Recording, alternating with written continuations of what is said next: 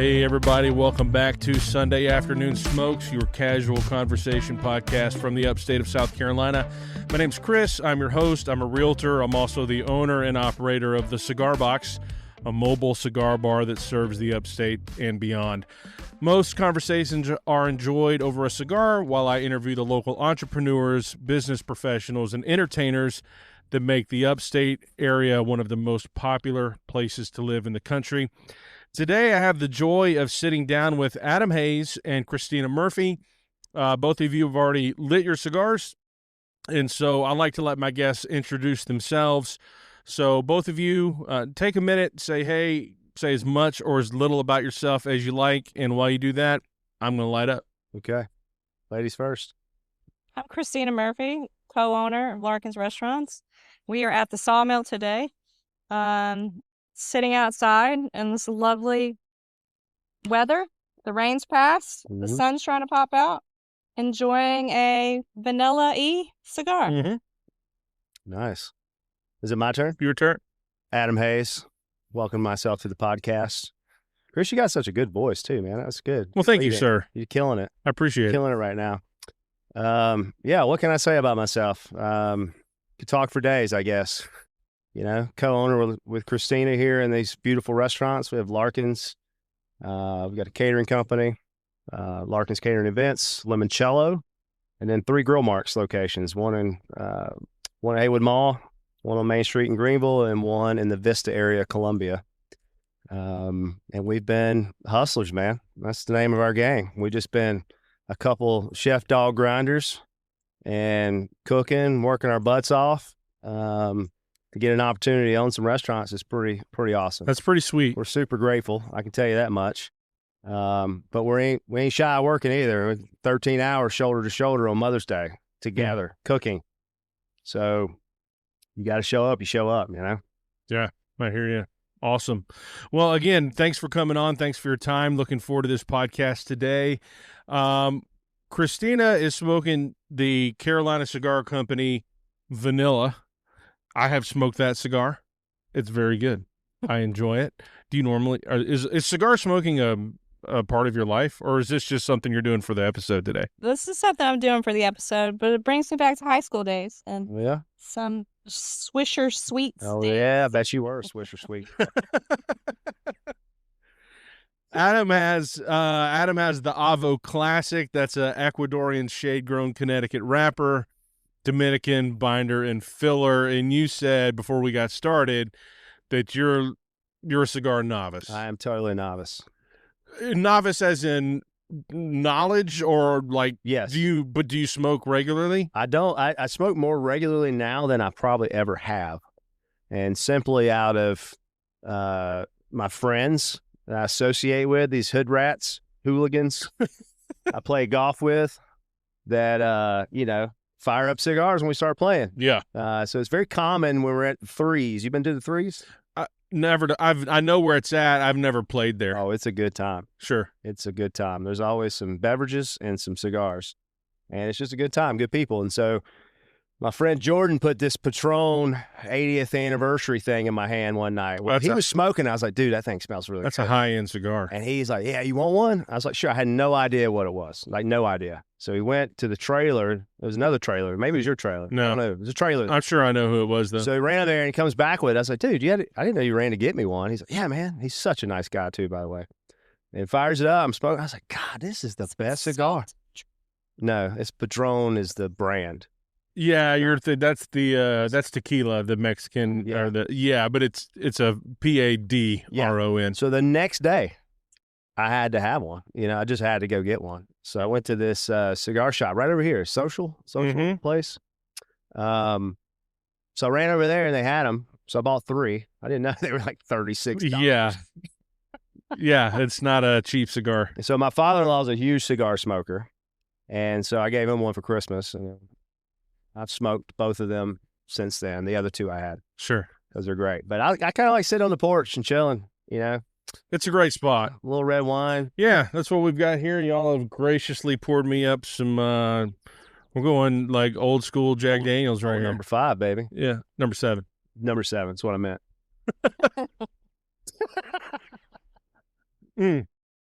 So what do you think of that? What's your first impressions of the Avo Classic? I like it. Yeah. Let's see.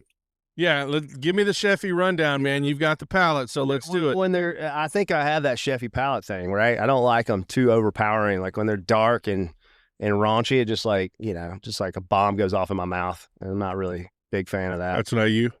That's not me. I'm more of a balance, couple little notes. I don't like the sweet though, so she can have the vanilla over there. Sure.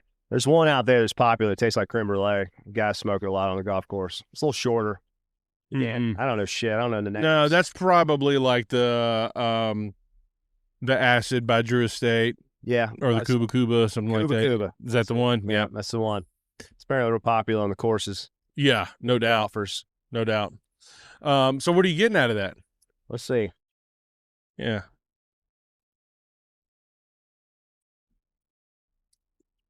Not much. Smoke. Tar. Tobacco. Yeah. Yeah, but I like that. You're dealing with me coming off a sinus infection. Like Oh, yeah, you can't hardly taste anything at all. I can taste this whiskey right now. Sure. Yeah. The stint of the depth of my profile. Right. And I'm smoking the H. Upman by AJ Fernandez. A little spicy on it, but that's okay because I enjoy that. Now, I know you said this kind of takes you back to like high school Swisher Sweet days, but a lot of there's not very many lady smokers out there, but so many ladies I meet at events or whatever, they're like, oh, this just reminds me of my granddad or of my dad or whatever. Do you have cigar smokers in the family? No, my grandpa used to smoke a pipe. Yeah. Yeah, I think what I see Weird. is all the ladies like to be around it. Like they like the smell of it, right? Like my mother-in-law loves it. She's like, oh, I'm firing a cigar up. She gets all giddy. Mm-hmm. She wants to smell it, in the air is sitting there smoking. She don't want to taste it. Yeah. She don't want to smoke it, but the act of it happened, Yeah. It's very manly thing. Beat on my chest. Yeah. Do it. Sure. So one thing I usually like to ask people that are smoking cigars with me for the podcast is how they got into cigars. Like, where did that begin for you? Truthfully, yeah, high school, sure, rolling blunts. We're past the statute of limitations, man. You're good. Yeah, that's how you learn back in the country world. No, I mean, getting into, I think my dad went through a phase with the cigars. I think it was like maybe it's a phase in life that you go through at some point. I mean, I've not had the best luck with cigars. I didn't realize early on in high school we were smoking to be cool. Same thing, Swisher Sweets, but nobody told me you didn't inhale. So I'm like inhaling a whole cigar and throwing up over here on my ice house, Yeah. I got a couple Mad Dogs in me and I'm vomiting from smoking a whole Black and Mild, like taking it to the face, Yeah, yeah. And I think they were laughing at me like, you're supposed to know this shit, but I don't know. Well, yeah, most of your high school kids don't know anything about cigars to begin with. Yeah. I find a lot of adults don't know much about them either, which That's is true. fine. It's true. It's not a problem. Well, there's a lot to know. It's like anything There else. is.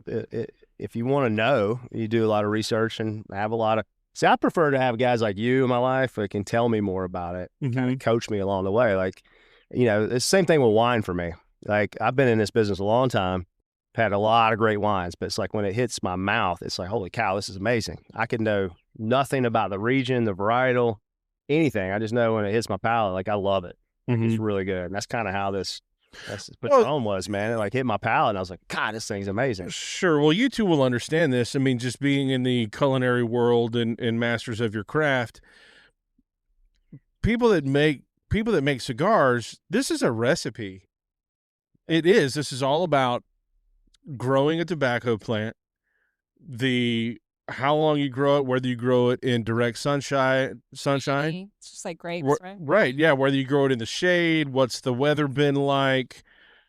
We're going to harvest it, we're going to air cure it, we're going to sun cure it, then we're going to put it in through the fermentation process. How long is that going to take? What temperature are we looking for? How long are we going to age the tobacco in bale? Then what kind of cigar are we going to make? And then how long are we going to take that cigar and let it sit in the aging room before we put it out for distribution? And what part of the tobacco, like when it comes to the cigar profile you're after, which part of the leaves on the tobacco plant do we want to use? Because they're not all the same. Yeah. They all bring something different to the table. It's like, how long am I going to age this Florentine steak? How long am I going to dry age this thing? Yeah. Well, the same thing. So, like, I grew up in Randolph County, North Carolina, which is a square county and dead center of the state. And we were known for tobacco because we're right there near Winston-Salem, right? RJR and all that stuff. So it used to be everywhere you went in that county was tobacco. Like, you couldn't go down a road without seeing it. And now I can't find it anywhere in that county. It's not grown anywhere. It's either corn or soybean mainly, or cows. Mm-hmm. But it used to be like you could go to my grandmother's, which was 30 minutes country road to get to her house. But that's all you'd pass is tobacco fields. I always thought it was fascinating. Smoke houses, how they grow it, how it looks. Like, I don't think a kid, like, not my kids wouldn't know what a tobacco plant looks like. Sure. And I'm big about teaching them what things are, like tree varietals, like that, Can't feel like lost art. People cook with the leaves too. Like, you can wrap certain proteins in them to get that without smoking. Yeah, you can. I mean, I smoked a bison short rib with some tobacco, some pipe tobacco. Really? Yeah, I remember it, like, vivid as could be. It was a dumb idea, but I guess it was a dumb idea. But the wine that was paired with it was a wine dinner, and the wine had that little, what they call that smoke box kind of tinge on the end. You kind of got a little of that tobacco note on the back end of that wine. And I kind of wanted to pull that out a little bit. And so I remember this so vividly because I was a chef at the Bohemian in Asheville, and I had my son with me, and he was still a baby. He was like 1, probably still in the months, counting him in months. So let's say he was like 18 months or whatever. And I pull up to the pipe shop, and he won't stay in the car by himself. He's like, I got to take him in. I'm like, Jesus, guys are all in here smoking pipes. I'm going to look like that guy. I'm going to be that white trash guy, right? So I go in there with him, and I remember saying to the guy, I'm like holding him, there's pipe smoke everywhere. I was like, hey, man, I've got this stupid idea. I'm going to smoke these ribs with some pipe tobacco. What do you recommend? And this old guy behind that counter, he's like, Carolina Home. And I was like, okay, that sounds great. So he gave me this pipe tobacco called Carolina Home, and I put it in our smoker.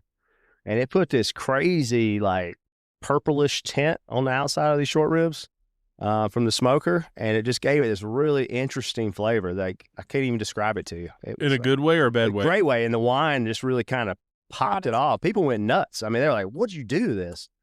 I was like, I don't know. I did something different. I've seen a couple recipes like First time. I've never in my life heard of that, of putting tobacco into the smoker with the meat. Just a little bit. Like, it wasn't a ton, but it was enough to pick up on the chips and kind of get burning and kind of give that first note, right? So that was the first touch, was that tobacco, and then let it run in the smoker normal. And then towards the end, I put a little bit more on there and got a little bit more at the end. So you got it kind of stuck to the meat in its raw form. Yep.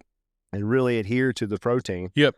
And then it kind of just baked in there as it was cooking longer. Yeah. I didn't want like a hyper bitterness. I think if you smoked it hardcore tobacco the whole time, he'd probably be something you couldn't. Yeah, that's fair. Yeah, but if you're listening just for barbecue educational purposes, yeah, your meat takes the most smoke in the very beginning whenever it's just raw meat. It's just soaking up everything. Yeah, it just sticks to it like glue, man. Right. Have you heard of wrapping tobacco leaves around things? Yeah, To smoke them? I don't think I've ever done it. I think you should try it. Might as What are you going to do? We're gonna find some tobacco, pork or leaves. beef or whatever. Yeah. I mean, could work with everything. Yeah. I mean, milder stuff, I wouldn't mess with it. It's got to be something to hold up to it. Right. Yeah. Man, that sounds like a fascinating experiment. So I commission you on that project, and I want some feedback. Actually, I take that back. I commission you, and then I want to eat it. Okay. We can eat it together. Chris. Okay. Challenge accepted. All right. I'll bring cigars.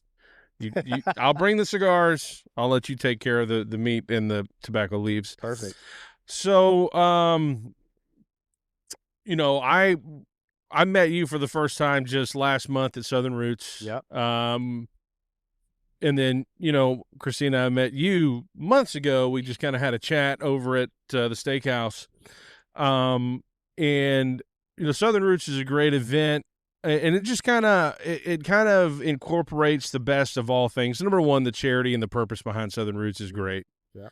But just all the barbecue and the beverages, and then I have the privilege to be there and bringing cigars to the outdoor just that whole thing. And then I know that Larkin's, y'all have like is it a barbecue trailer or is it just a trailer for? We have both. So we have a food trailer and then we have a smoker out back at this property. Okay. So, I mean, just like I'm looking around, as you already said, we're hanging out at Larkin's Sawmill today. In this location, and the things that you can do here is so versatile. I mean, we don't have the fire going, it's not the day for it. It turned really hot and humid. But you've got this great outdoor space. You've got this fire pit, but you've got your catering here. But anywhere you can go with that setup and create that atmosphere of, for somebody's event. And then just, I just feel like cigars just kind of just take things up just a little bit. Well, they work here. I mean, this is a little hidden gem at the top of North Main. And because we own all this property, we could be super flexible on what you do here. There's smoking cigars is frowned upon at a lot of places downtown, or you have to be far enough away, which it's impossible to be far enough away downtown because you're not supposed to be within like 50 feet of the entrance to a food establishment or changing. Yeah, this space particularly, especially for rehearsal dinners and corporate events, to have. I mean, there's plenty of room to do it, and there's no laws. Yeah, this is you say this is county, right? You're outside of city limits here? No, I think we're in the city. Are you? Yeah. But because it's private property, we have all this land. Right. Pretty much certain things. You just do what you want. I like it. Pretty much. I mean, it's a rustic venue, but it lends itself to that kind of thing too. But you should see, like, we've done weddings in here, all dolled up lighting on the walls. Like it's you can blow it out too. I mean, it's so versatile. The lower lawn, we do Easter egg hunts and stuff down there for Easter for the kids. Mother's Day brunches out here, a lot of photo opportunities, beautiful hydrangeas. Yeah, I mean, we got this great greenery right here, this green space. Oh, yeah, the overgrown railroad track. People just love that. I don't know. Photos on the overgrown railroad track is like something mystical with it. I guess. Yeah, I have no idea. Well, what's your capacity here for people? 299. And if we've tented out this whole back parking lot before. We did a fundraiser for 900 people, like a big oyster roast. Wow. So it's pretty versatile. Oyster roast. I've done several oyster roasts with the cigar business, and that's always a big hit. I've seen some pretty interesting oyster roasts. There's a big one down in Charleston where they have the oyster eating contest. Ooh. Son, in the heat, this poor fella, they're drinking them out of quart containers, right? Those plastic quart containers. Oh, it's unbelievable. He's just like turning it up and just sucking it down. He's like the guy leading. He's clearly doing the most, right? And this is a quick story. He's doing the most. And we've had a hell of a weekend. This was my buddy turned 40. And we had a long weekend. And we were ending on the oyster roast. So I was in no mood for oysters or drinking or nothing. It was a hell of a weekend. And this guy is getting it on stage in front of all these people. Okay. And there's like 8-10 people up there doing it. And he's clearly, everybody's like chanting for him, everything. And then he just pauses and you can just see what's about to happen. Everybody's like, oh, and then, He And yacked everyone? then he kind of let a few up back in the cup. And everybody's like, oh, and then he went right back down the hatch. And everybody's like, and then it was the full on spew. That's awful. Yeah, he just let it rip. And everybody was like, started cheering and laughing. That sounds brutal. It was awful. Yeah. I mean, so I'm like all for oyster roast for that reason, but I don't have anything against it. I'm not a big eat. I'm not a huge oyster guy. I've eaten a few, whether they be raw or fried. Now, I mean, I'll put away some oysters Rockefeller. Yeah. But that's full of other really good things. Yeah, those New Orleans oysters are good. The grilled ones with the butter and breadcrumb. We just had some up in Brevard at my friend's restaurant up there that were just spectacular. They were just so good. Like the perfect amount of butter breadcrumbs, just cooked enough. They were perfect. Brown? Oh, yeah. Brown butter, add the breadcrumbs, so good. Soak it up, a little crunch, a little. I don't remember the type of oyster butter. they were. I don't remember what she said, but they were money. I've never had anything like that. Yeah. So anyway, Larkin Sawmill is definitely open for business, like you said. You're hosting weddings, or rehearsal dinners, Mother's Day brunches, corporate fundraisers, corporate functions, you Team name it. building. It's, again, you have the parking. We have all this land. A little hidden gem up here. Yeah. And what's the what's really quick, or what's the website where people can go and just look at everything that you've got? Larkin's Catering Events. LarkinsCateringEvents.com. Yeah, just Google it. LarkinsCatering.com. Larkins, okay. Catering.com. And Larkin's Events is our Instagram. Okay. So you could look at all of the images of all of our properties. Yeah. No, well, this is a great spot, and like you said, I feel the same way. It's kind of a hidden gem here in the Greenville area, and people definitely need to check it out. Here's one thing I've been wanting to do for a while, and I've really been unsuccessful at doing it the way I want to do it, but I feel like I'm talking to the right people. I want to do a cigar dinner. Okay. I did a version of it a year and a half ago, I suppose, but we couldn't smoke, so it just wasn't. I did it with Chef Coons over the cook station. Oh, Craig. And so, yeah, Craig, and he made this killer menu. I got together with him beforehand. We smoked a few cigars, and we crafted the menu around the cigars. But you can't smoke at the cook station, so it wasn't. Yeah, it wasn't. So but envision some string lights in this back parking lot. Big king's table right in the middle, and you could smoke with every course if you want. You could do some type of either wine, whiskey pairing, and be outdoors and smoke all you want. See, that's what I'm talking about.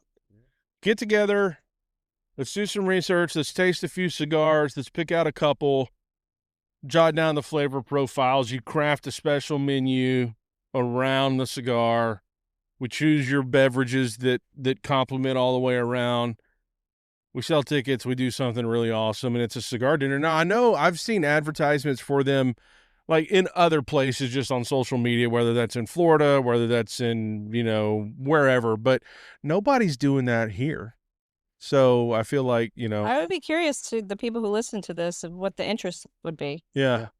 Well, I mean, how many cigar smokers do you think are in Greenville? A lot. I feel like there's a lot. There is a lot. That little pizza joint down there on right there at the intersection by the police station. Remember, it used to be a Torch now, right? Like, that place has always got people.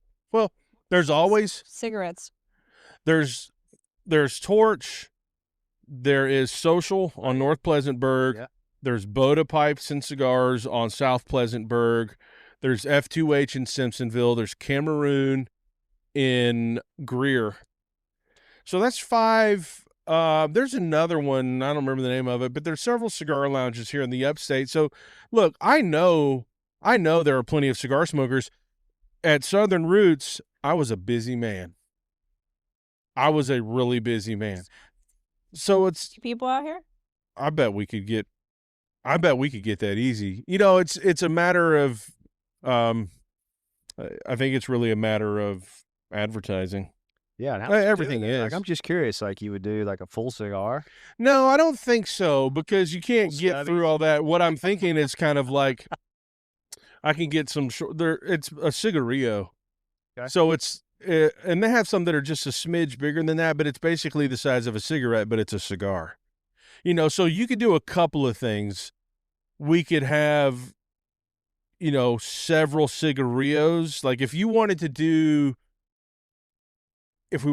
courses, depending on how fancy you want to get with this thing. Well, like if you want to do, yeah, you could do like an opener, right? You could have your appetizer, and we'll have a cigar for that. Then you have a main course. We'll have a cigar for that. And you have a dessert. You have a cigar for that. And then maybe some special cocktail at the end. We'll have so you could do, because you're not going to get through. Like, this is going to be enough for all night, or maybe 2, depending on how long the event is. But if you want to, like, try a kaleidoscope of flavors, then we need multiple cigars. And the way to do that is with smaller. See, and I've never heard, what is that word again? What are they? Cigarillo. Cigarillo. So, I mean, I think that's education right there. People would be interested in that. What's that, like a cigarette? Well, it's a cigar, but it's the size of a cigarette instead. Maybe just a little big. So it's a legit cigar. Yeah. just the size of a cigarette. So you can get through that in 10, 12 minutes. Yeah, you know what I mean? I don't want to be over here throwing up on my Black and Milds like back in my day. You know? Yeah, no, you're not gonna be. But I'm just saying, if you want to get through 3 or 4 cigars for a cigar dinner, then that's the way to go. And then you can play around with it. You know what I mean? You can mix and match. It's like having a flight of beer or a flight of whiskey or whatever. You've got all these different ones. Where do you think a sweet price point would be for people? That's the ancient question. That's the big question. You know, I don't really know. Build it around that price point, right? Sometimes we're like, okay, people don't want to pay over $100 for an experience, and then we build a menu around that, and I don't know what these cigarillos cost, but yeah, and then there should be an alcohol element to it, of course. Yes, so we could build it around, $100 a head, $120 a person experience. Well, it's we've also done these like whiskey after dark deals, and that's, you're kind of barking up that same tree. It'd be a fun. What's whiskey after dark? Well, we haven't done it in a long time, but it was basically like a bunch of rare whiskeys and stuff here. You could sample whiskeys, taste different bourbons. 300 different whiskeys. Yeah. And probably don't want to do that. But there's pretty rare stuff. There could be a combination here is what I'm saying. Yeah. It could be a dinner. Could also be a big event that maybe had some rare cigars. Yeah. That could be auctioned. Maybe it's a good fundraiser opportunity for a good fundraising cause. Yeah. It's a couple near and dear to us that we'd be happy to always support. Just a thought out loud, like whiskey and cigars, they seem to work well together. Oh, yeah. Whiskey, cigars, wine and cigars, beer and cigars, just all that. They're all a big, they run around in the same circle, So, yeah, that's something to figure. That's something for me to think on. I really want to do something like that, but after meeting you and now understanding that this is here, which I didn't know before. Yeah, I'm like, that's the place to do it. Yeah, because we, like you said, there's all private property. We can just kind of do whatever we want out here. Yeah, we smoke in that patio room if you want. Just open them windows up. There's no sprinkler in there. But everybody listening, send your feedback.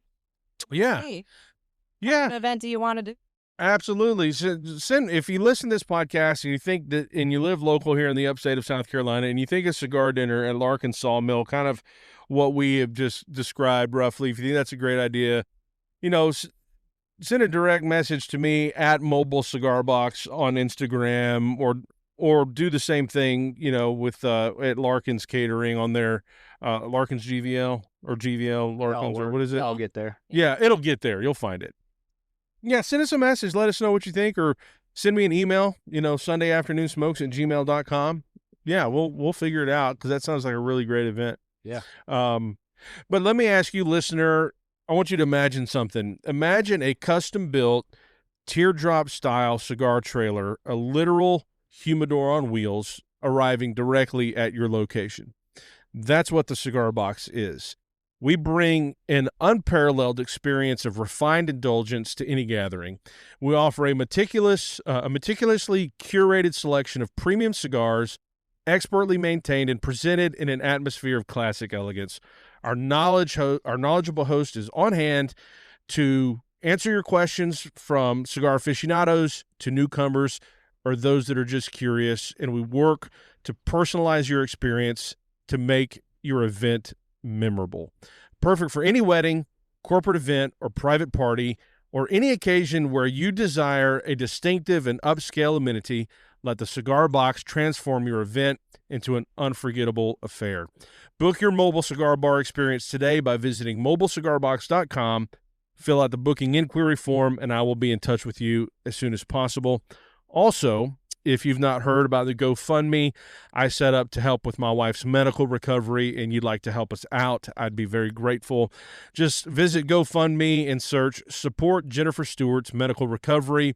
The link will be posted in the show notes, and it's also in my bio on my social media accounts.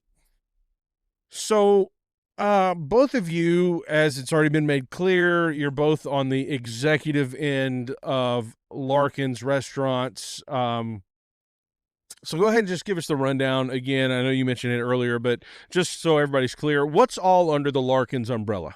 We have limoncello, 3 grill marks, 1 on Haywood Road, 1 on Main Street in Greenville, and 1 in Columbia in the Vista. Then we have limoncello. Did I say limoncello? Limoncello. Yep. Larkin's Camperdown in the Camperdown Plaza. We have the Sawmill on North Main. Mm-hmm. And then we have our other event venue, the L on Broad Street. Oh, that's right. I forgot about that place. I was there when they did that like Edgar Allan Poe thing. Yeah, what'd you think? I think sold out like crazy. Yeah, it did. I mean, it was fun. It's unique. You know, it's interesting. It's not something that you that's on offer very often or that you would find anywhere. So yeah, I can see why it sold out. How'd you find out about it? Was it like a social media thing, or like how'd you catch wind of it?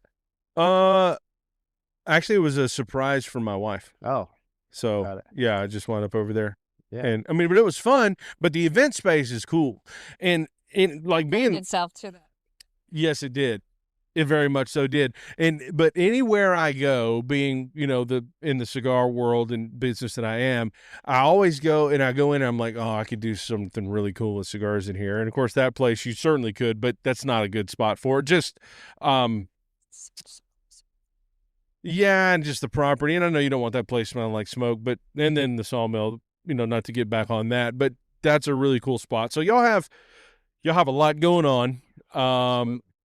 Kristina, you've been with the company 18 years, so you've seen the good, the bad, the ugly. You've pretty much seen all there is to see. Yeah, so what's your sense of the culinary scene in the upstate and like where we're headed and where Larkin's is headed?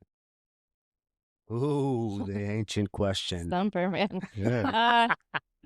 I'll try and ask good questions. Dude, we've been on this one for... I mean, it's evolving, right? Greenville is on the map now as a culinary town, a destination. We saw it this weekend. 18 years ago when I started, Memorial Day weekend was a ghost town. There was nobody here. They were all on the lake. They were, you know, at the beach. They were starting their vacations. And this past weekend, I mean, foot traffic. There's a lot of tourism. A lot of people making this a destination. So with that comes more restaurants. Yeah. And with that comes needing more cooks, more chefs. So I think any restaurateur you talk to would say we struggle to hire enough culinary talent to support 5 restaurants because they're just not here. I think all the restaurants came and the people want to come and eat in them, but the people who want to work in them aren't here. So, I mean, sum it up. Well, I mean, it's a little more complex now, I think. You know, it's interesting. You know, I made a comment that we worked 13 hours straight together on the line, right? I mean, that's no joke. Like, I'm back on the line, plating up eggs Benedicts all through brunch, right? You know, we got high demand, a lot of people coming in, and our talent level is really not there to be able to execute that many covers and that many people. So what do? You know, as a business owner, you need the business. Can't turn people away. You want to provide great service. You want to provide great food, great environment. Like, those are all the things we strive for every single day, right? It takes great people to do that, right? You just got to have more of them. I think that's where we are. And there's talent spread out, and there's, you know, some find their way to certain kitchens. There's certain things that happen. You know, when new places open, people like to rush over there, you know, especially on the front of house side. You know, a lot of times you'll see that. You'll just see, oh, there's this new thing. You know, it's going to be the hot ticket in town. All the marketing's been done, all the publications happening, you know, the so-and-so chefs from such and such place, whatever. And they'll rush over there because it'll be a good 3 months of hard business or 4 months of hard business, right? You know, I think what's really interesting about our company as a whole right now is that Kristina and I are chefs. Like, Kristina's a chef, you know, she's feeding West Point cadets. I mean, like, the amount of knowledge and skill that you learn doing that is unparalleled. I mean, you can see it in everything she does. You know, I come from a bunch of different backgrounds, a bunch of different kitchens, very, very high level, you know, chasing the James Beard dream, you know, doing all that stuff, right? And there's just so much that you learn from that stuff that comes from doing it. It doesn't come from reading about it. And I think some of the kids nowadays, they just think they can read about it, or they think they can dream about it, or they don't understand. Like, the reason I can cook is because I've cooked. Like, just like I did Sunday for 13 hours. Like, I've done that, so I can do it. And just because you rolled out of culinary school and you did a couple of cooking competitions and you got a couple medals doesn't translate to what it means to be on your feet for 14 hours. Doesn't translate in some others. And pulling some stuff out of your backside, or being hyper prepared so that you don't have to pull stuff out of your backside. I think what we see more often is this, it's kind of setting themselves up for failure, and we're constantly teaching, constantly coaching, constantly giving the feedback from experience. And sometimes you can't tell if it's landing, or if they're just like, oh, this guy don't know what he's talking about, or why is he talking to me about this stuff? It's like there's this whole different confrontational challenge, I think, that we run up against. Yeah. And I'm not knocking it. I think it's necessary, but I think you're starting to see too some different generational stuff. Like, I mean, my daughter's 20. I mean, she knows, she knows how to work. She's smart about where she works and how she works. My son's going to be this entrepreneur kid. I mean, he ain't gonna work for nobody. I can already tell you that. Like, the kid's gonna be out there hustling his own money because he don't want to be bossed around. Trust me, I'm trying to raise him. But I don't know where it's gonna go. I think we're doing everything we can right now to be very intentional with who we are and be very focused on where we are. And we have a high standard, a high level of expectation, and expecting everyone to meet it can make you go insane. But there's got to be a level at which they have to. And I think that's getting harder. I think it's getting harder for all of us. I mean, there's great restaurants in town. I can rattle off a few that I enjoy going to. There's great restaurateurs doing these restaurants. They may have one, they may have two. And, we got 5. And, catering is considered 6. So we got 6 outlets. We employ almost 300 people. It's a lot of people to keep a pulse on, but most of them know us by name. Most of them have seen us work with them. Most of them have seen us do whatever we got to do for them. And when they're in a tough time, we help them out. I mean, that's what we are. We're just a big family. And I think we're still big enough, but also still small enough to give a shit about everything, about the people coming to our restaurants, about the people that work in our restaurants. And we do everything we can to take care of them. Yeah. That's a two-way street. I mean, we adopted our new mission statement when Kristina and I bought the companies, and it started from just a thing that was always on my reminders. My wife put it in my phone. It's like, be nice. I need to be more conscientious to remind myself to be nice. Sometimes I get real direct and real focused and, go, go, go, go, go, go, go. That's our business. That's just how it is. But stop and be nice, right? So nurturing, intuitive, compassionate, and that should lead to great experiences for our guests, internal and external. So that's our mission statement. Just be nice, right? And we can nurture, intuitive's a hard one though. This one I wrestle with all the time. It's like something you either have in you or something that you learn. I think you have it in you. I think it's really hard to learn it unless you're really in tune with your perception of what people are doing and why they're doing it. Like, if you're really like asking yourselves those questions, to me, part of that's because it's in you, right? Like, my daughter's hyper intuitive. I feel like I am too, my wife and son are different. They're not as intuitive. They see things, but they don't necessarily jump on it. Right. And I learned that early on with her. I mean, she was probably like 6 or 7 and doing a plated with me, and it's putting like the perfect amount of herbs on that dish as she was helping me do the plated. So they would look at, yeah, it's child labor, but whatever. I mean, it's in the family, right? So we're all hustling money to pay for the milk. Well, if you want young adults that know how to work, they don't learn that as young adults. They got to be taught that. So, well, you do. Constant though, it's constant coaching, teaching, talking, right? Yeah. I feel like Alex Smoka would be a good example. I feel like I taught him to be intuitive, but it took like 5 years. Yeah, well, maybe he has it in him, and you pulled it out and educated him in the areas of things to see, right? I think intuitive for me is like recognizing things, like recognizing the nuances of things. In our business, it's very much that. You're in the hospitality business. You can recognize a guest's face, if they're turning their head, if they're looking around.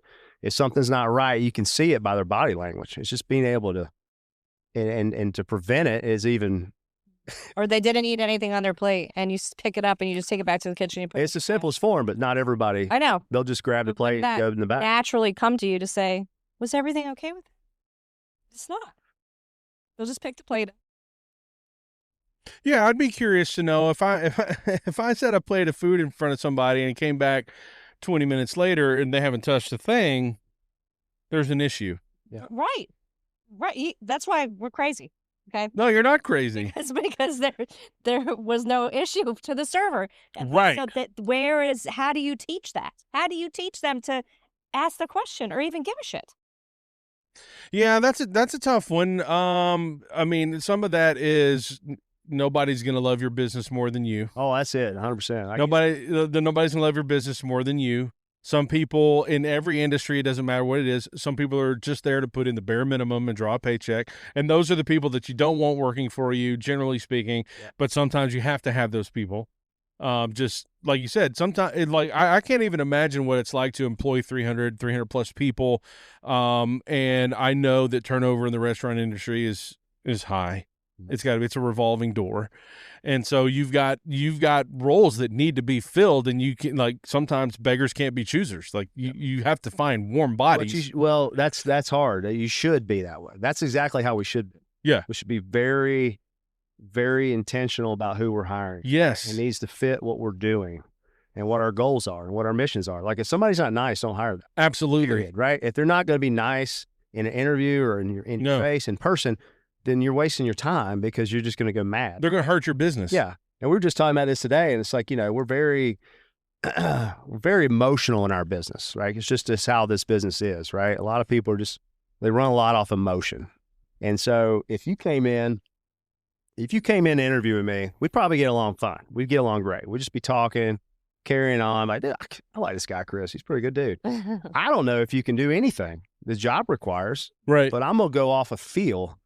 Now, I should be very intentional with what I'm asking you can do, or what your experiences are, like how that relates to what we need you to do for us. Yeah. But there's also where we are now, where I could have a good conversation with someone and say, I really like this person. We need to find a place for this person in our company. I think this person can really do something. Right. And that's where it comes about who, not how. That's a great book. I'm not finished with it yet, but so far it's like really put my mind in a different perspective, right? Well, I'm just at the point, and I don't know when I realized this, but I want people that work for me. You might not have all the skills that I'm looking for, but I can teach you skills. I cannot teach you attitude. I cannot, you have to be teachable, right? You have to be receptive to instruction. You have to be able to take criticism professionally, not personally, because this is business. This is not personal, so, and I tell this to my children who are in school. Yeah. Do I want them to work hard in school? Yes. Do I want them to do well in school grade wise? Yes, that's important. But I've told my son, it is much more important that you have an attitude when you get into the working world, that you are there to work, that you are teachable, that you're a team player, that you're not there to cause problems, and you're willing to be taught and to do whatever needs to be done, versus the person who is super smart, but he's a jerk. Mm-hmm. Yeah. Yeah. It's true. So. And we'll take those kind of people all day. Just send them our way. Yeah. Or reach out to us. Well, that's a question in this professional environment that you're in, of all the positions you have to fill, and especially when it comes to people that you need to doing chef work, whatnot. Like, how do you hire chefs, man? How do you source chefs? It's funny you say that when two walk out here. The biggest pain in the asses there are. No, I mean, that's a great question. We have two very intuitive co-hosts here. Where are they? Oh, walking away now. Yeah, I mean, by happenstance, it's the same deal. Like, as being a chef and being a chef my whole life and running restaurants and doing all that kind of shit, it's like you've got a knowledge base that's strong, and you can recognize all the things. You can walk in a room and know what's going on. You walk into a kitchen, walk into a walk-in and see what's happening. And so it's just trying to get like-minded people together, and Austin and Corey here now, they're killing it in the catering side, right? And that's been a breath of fresh air from where we were, struggling, but just get it. The dab. I saw it. Corey with the dab over there. but willing to do what it takes, willing to show up, willing Yeah. to put in the work and make the food taste good, and care and passion. Mm-hmm. And, and that comes from deep, and that's all we got. I mean, as chefs, that's all you got. Otherwise, you work 14, 15-hour days. Yeah, well, I was, For a little wage. I don't imagine, it's not like the wide world of employment out there that, you're jumping on monster.com or indeed.com searching for work boards and looking for executive chef. It just seems like it's probably a different thing. Yeah. It's a different community. It's a unicorn. Yeah. Yeah. It's been hard for us. I mean, we've been through a few chefs at Larkin's, and for many reasons. And that's a reality.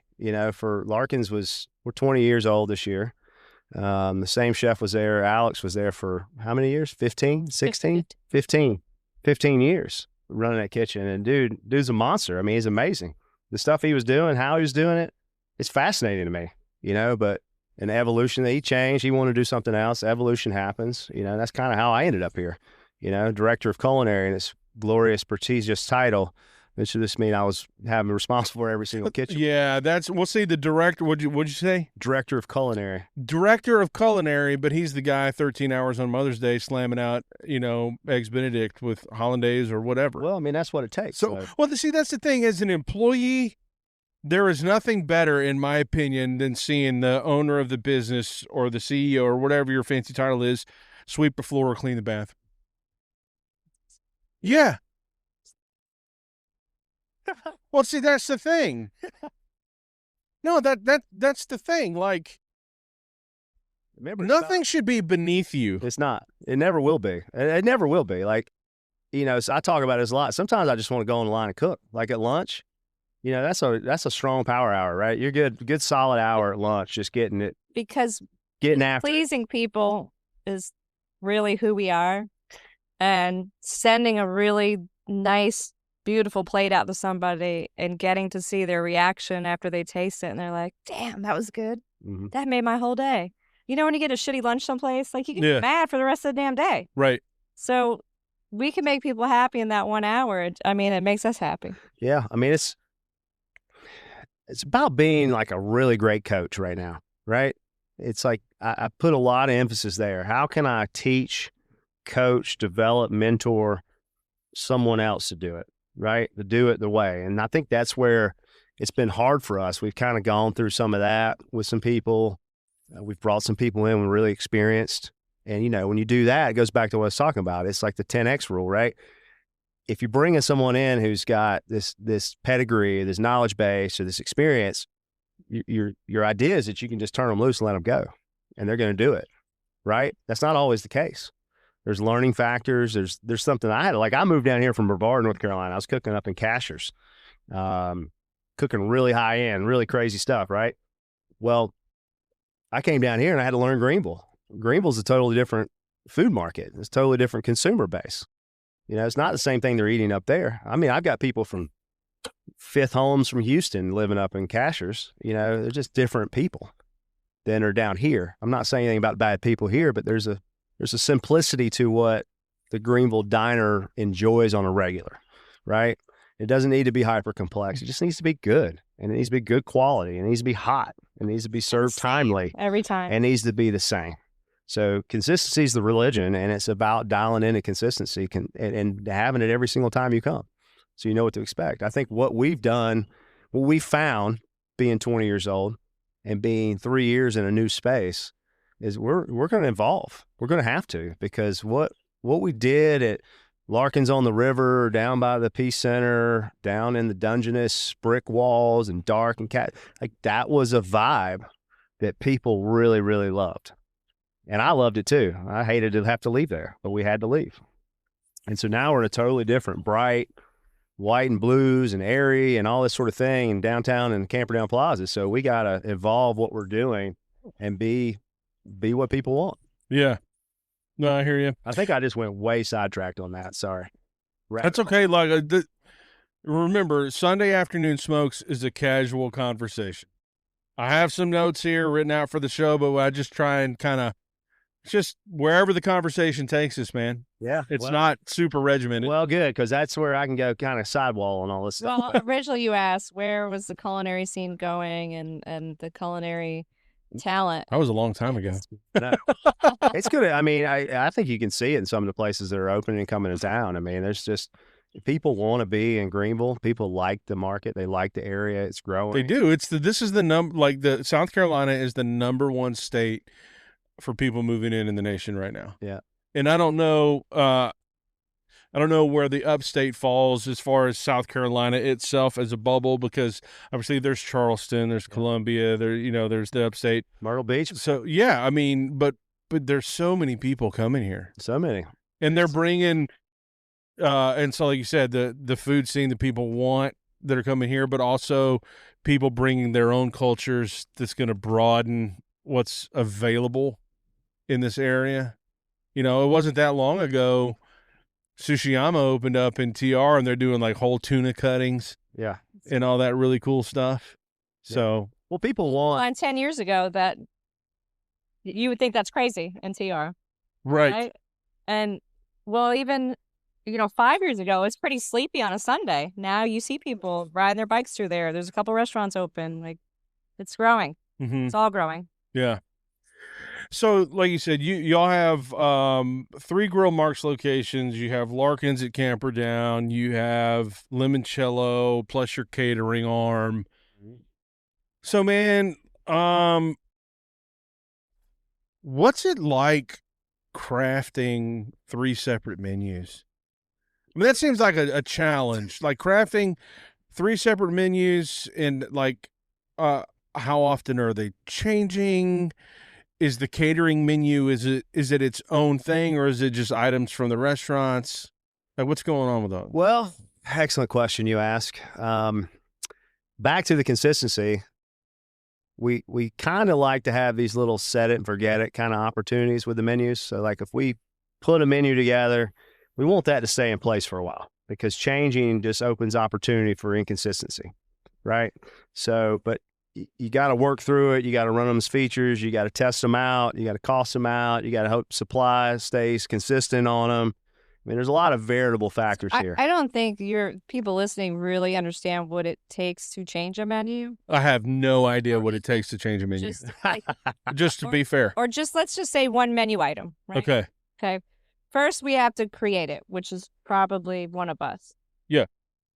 Then you got to get the whole culinary team, and you won't get them on one day to show them how to make it. You got to get the food. You have to change the website. You have to change the physical menu. Well, you got to cost it. You got to cost it. First step. Yeah. To make sure it's something you can do, and price it to where it has some profitability margin to it, so that you can afford to do it. So it's like, oh, I hear all the time, why don't you do this, or why don't you do that? It's like, God dang, do you know how much scallops cost right now? Yeah. I'd love to have scallops on the menu, but God almighty, like if one goes in the trash can, we're screwed. Yeah. It's like $4 a scallop right now. Train the front of the house staff on it, and then everybody needs to be a spec card. There needs to be a recipe card. There needs to be make sure the website matches the menu, and the dietary restrictions. The social media matches. It all matches, because I'll tell you what, if one of those things doesn't happen, somebody will question it. Yep. And it's like, so for Grill Marks has been known as a celiac friendly restaurant. Like we don't put any gluten in the fryers. Everything's gluten-free breading. The only real gluten in that. I didn't know that. Yeah. One of the only gluten things in there is the hamburger buns.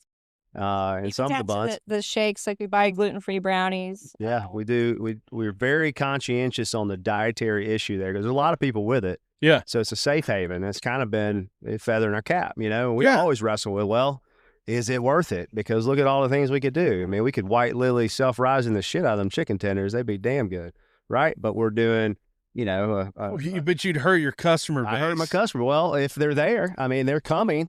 They tell us they're there. And we hear it a lot in our comments and reviews that this is a safe place, right? So we're leaning into that more. We're looking at, adjusting that brand, because there's a lot of burger joints come to town. I mean, we're one of the first ones here in town. And there was no burger place. Now there's, when you first opened. Yeah, now there's a lot. So we're actually talking and have a great little thing put together where we're going to, this Pepsi guy saying bye to us. Sponsored by Pepsi Cola. Hey, Pepsi, if you want to come on Sunday afternoon smokes, let's do it. I'll drink a Pepsi with a cigar. We know some people. We know some people over there. Yeah. Great company. Great company. Best service, period. Yeah? Oh, hands down.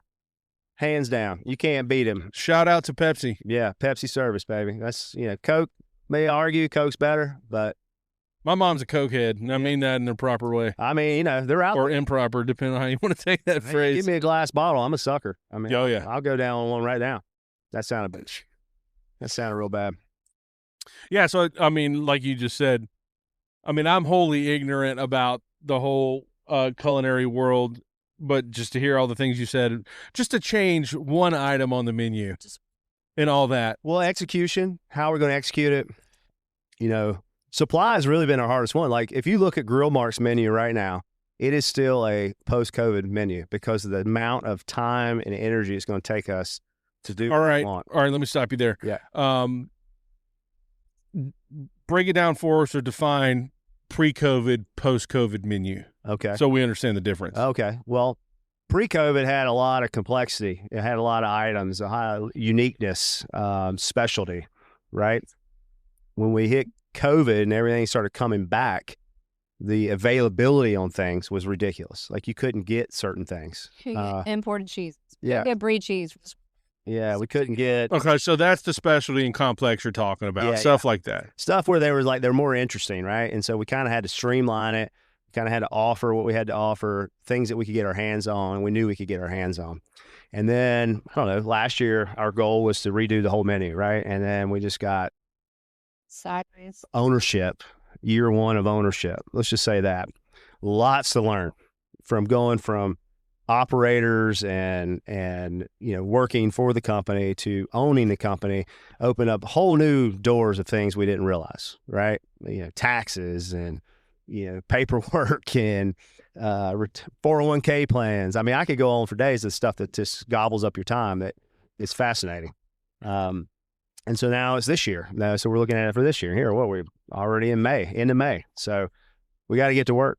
And we've got some great ideas. We've got some vibes, some looks, but leaning into our sophisticated burger joint mantra and really taking our uniqueness up. Mm-hmm.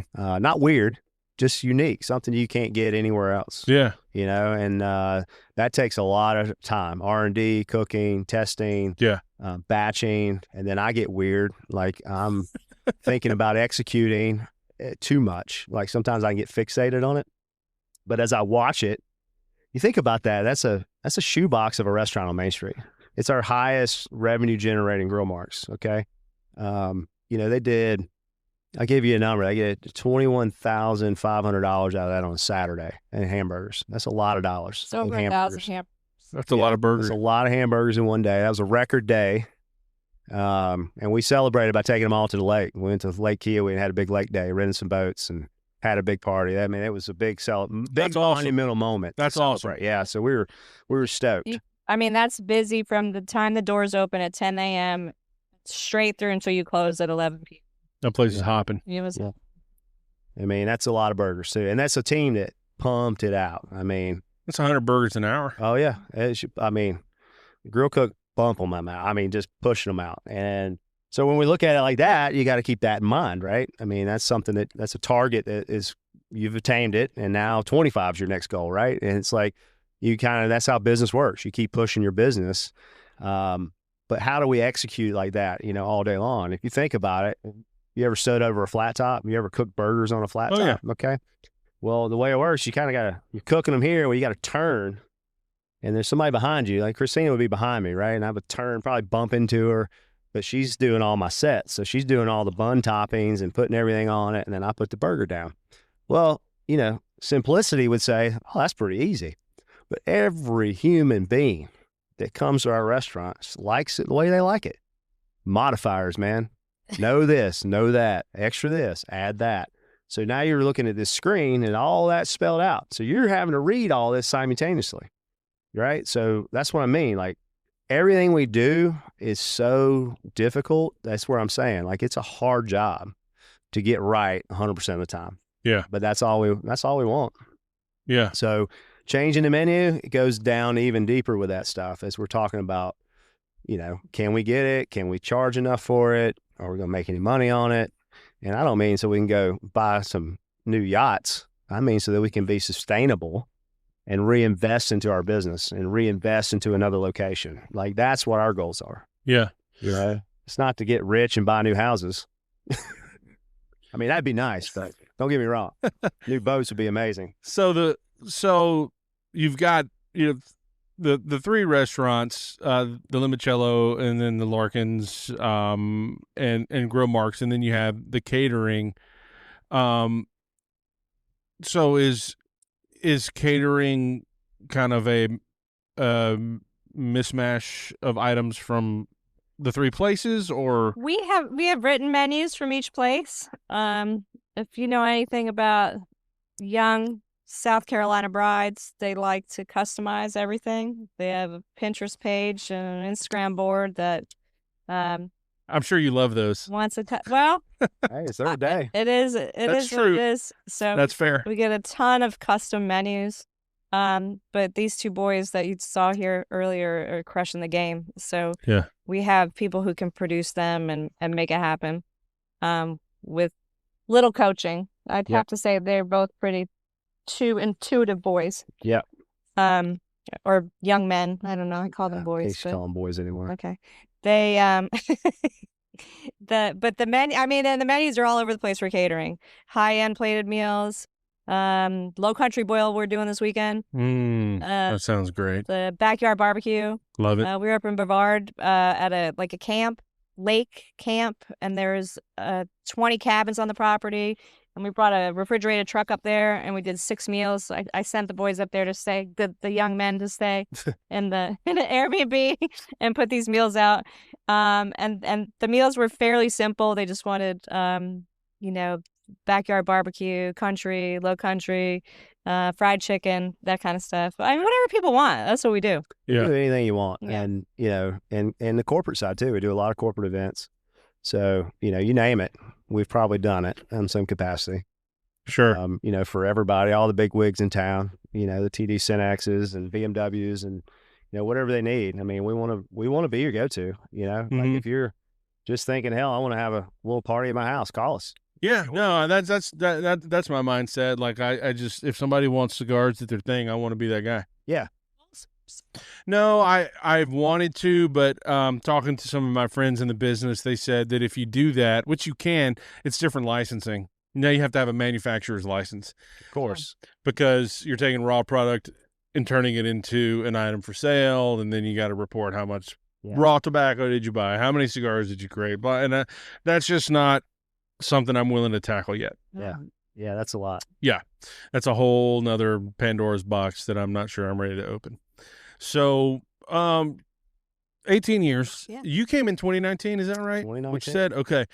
So, just curious, how have you changed the perspective on food and meal creation / innovation since your arrival at Larkin's? Like, what was it then and what is it now? Oh, it's a great question. When I arrived as director of culinary, it wasn't long after that. Gentleman was here running the company, went and opened his own place in Spartanburg. And when that happened, the owners came to Kristina and I and asked us to be executive vice presidents. So they wanted us to run the companies, while they weren't here, basically. So I kind of went more into an executive role quick. And then we were hiring chefs and finding chefs to do the chef work, right? Kind of work through them. But the evolution's is like I said, it's been kind of odd for us, right? I think there's what we've been for 17 years up before we moved, right? And I think that's a hard one to keep wrestling with right now. We're really struggling, I think, with, I don't want to say identity, but I want to say that what got us here won't get us there. I think what got us here, and I think we're going to keep doing some of that baseline stuff.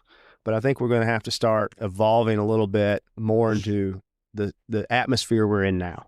Our demos changed a little bit. The people coming have changed a little bit. We've never had a bar. So having this bar and having this happy hour, I mean, we got the best happy hour in town. People flock to it. I mean, we always got a full bar. The one at Camperdown? Yeah, full bar all the time. Our place when is happy pretty hour sweet, starts. man. So it's jamming, and it's a time frame where there's nothing going on typically. It was pretty quiet, so it was a smart move for us business wise. So I think that's one of our biggest changes, period. Now, the she crab soup's the same recipe, never going to change, right? I'm just not changing it. It just, we tried to make it better at one point with a chef. Epic fail. If it ain't broke. Oh, no. I mean, That's it can be a true argued, statement. but it was the biggest issue we had. I mean, phone calls, reviews, personal contacts,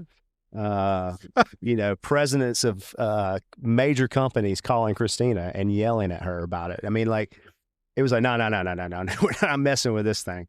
The French onion's the same thing, but like our prep guy, same guy. We had this same prep guy for 20 years. He's making the same stuff, make same sauces. So not much has changed on the baseline. Now we have elevated our steak game. We're using a much higher quality beef. We were using CAB for a while, and it's a great product, but it kind of went through a little, I don't know, that post-COVID time. Yeah. Everybody was struggling, right? I get it, but we had some quality issues, and I don't know, just couldn't hang our hat on it anymore. So we started looking for some other options, and now we're with this Braveheart beef, and it's a great product. I just came back from Kansas looking at their feed yards and their processing facilities. I mean, major business, huge business right now. And I can go down a rabbit hole on that whole side of the beef business, but great quality product. But we've been able to, with our steaks now, we've really been able to handpick the cuts that we want that are the best quality in our opinion. I think in all of our opinions, really. There's another company, Meats by Lens. They do a great dry age program. Their tomahawk is fantastic. It's consistent. It's delicious. It's got great marbling. It's got great genetics. My friend Steve's got Brasstown beef in North Carolina, so we use his New York strip steak. We use his ground beef. A lot of people don't know this about us. We use his ground beef at Grill Marks for the smash patties. And we talk about it, and we talked about it with our staff. Not everybody knows it, but to have a locally grown beef product that has got great genetics, great superior quality, I mean, it's a fantastic hamburger, and it's, it accounts for about 75% of the burgers we sell now too. Nice. And it's experimental right now to see if it matters to people. And I think you're starting to hear more about it with Gen Zers and the Xers. Like, it's really important that they know that their food's coming from a quality source or it's a quality product. Is it 80-20? It's 75-25. Better fat. Even better. More fat. Love it. It's greasy and good. I love it. That's how it should be. Best cut of beef on the cow. Go. Mm-hmm. Which one? Oh, for me? Yeah. Oh, man. Best cut. Best cut. Well, there's multiple uses for these things. All right, if you can pick one cut of beef to be cooked and put on the plate in front of Adam Hayes, what's it going to be? I typically go after the ribeye. Now, that's a pretty center cut steak. If I'm cooking something for a group of people at my home and I want to have some fun, I'm probably going to go with a tri-tip or I knew you were going to say. I love a tri-tip, man. I spent like 20 years in Southern California. Yeah. So tri-tip. So the tri-tip's killer. But it's not. I'm with you. I'm a ribeye. But see, that's a good example. But I'll take the spinalis, the deckle. That's the best part of the ribeye. Wow. Like, I just couldn't bring myself to do it. I'm like, these chefs are bringing in, they're like bringing in spinalis specific. Right? Oh, just straight spinalis? So they're just have the fat out, eye the ribeye out, and they're just cutting spinalis. Yeah. Like, God, I just can't bring myself. No. What are you going to do with the rest of it? Right. You call it a ribeye fillet, which that happens. My wife loves those, by the way. Sure. It's not as much fat. I want the whole thing. Yeah, I like the fat. I mean, that's why I think that's where the flavor is. Well, I like culottes better then because it comes from the same area of the cow. The culottes the top cap, the tri's underneath, and so when you take that top cap, it's just got this layer of fat over it. It's more round in shape. It's what you see a lot in the Brazilian restaurants. Yeah, the picanha. Yeah, the picanha. Perfect. That's a great cut. It's a great cut. I made jerky out of it one time, like an Asian style one. Left the fat on it, dehydrated it, and it didn't last a week in my truck. I mean, I rode from Brevard to Cashers. That's an hour drive on most days. Now, when I was living in North Carolina, you got behind a South Carolina tag, that's an hour and 20 minutes, okay? Because South Carolina people were just up for the day, cruising around, looking at mountains. Yeah. That's what you knew. Florida people drive like bats out of hell. I mean, they would zip around there just like the rest of us because they were up for the summer. So you kind of got to know your tags as you were going up the mountain. But I just ride up and eating jerky, Yeah. Just like, man, this stuff's great. But best cut of... Same question. Piece of beef on the plate in front of Kristina Murphhy, what's it going to be? Beef I'm down with some beef ribs, bro. I do. I like some like short ribs. Big old ribs. brontosaurus. Yeah. Oh, Yeah. they're so good. Yeah. Man, that's a Brisket, it's a labor of love. I like the braised or slow cook, all the work that goes into it. I mean, it's like a special treat. You don't get it unless, if you make it for yourself, it's a project. yeah. Yeah, there's a secret to, short ribs will go up in the winter big time. Like they'll be expensive. And most people go into the butcher shop and say, hey, I want to make some short ribs. Can I get some short ribs?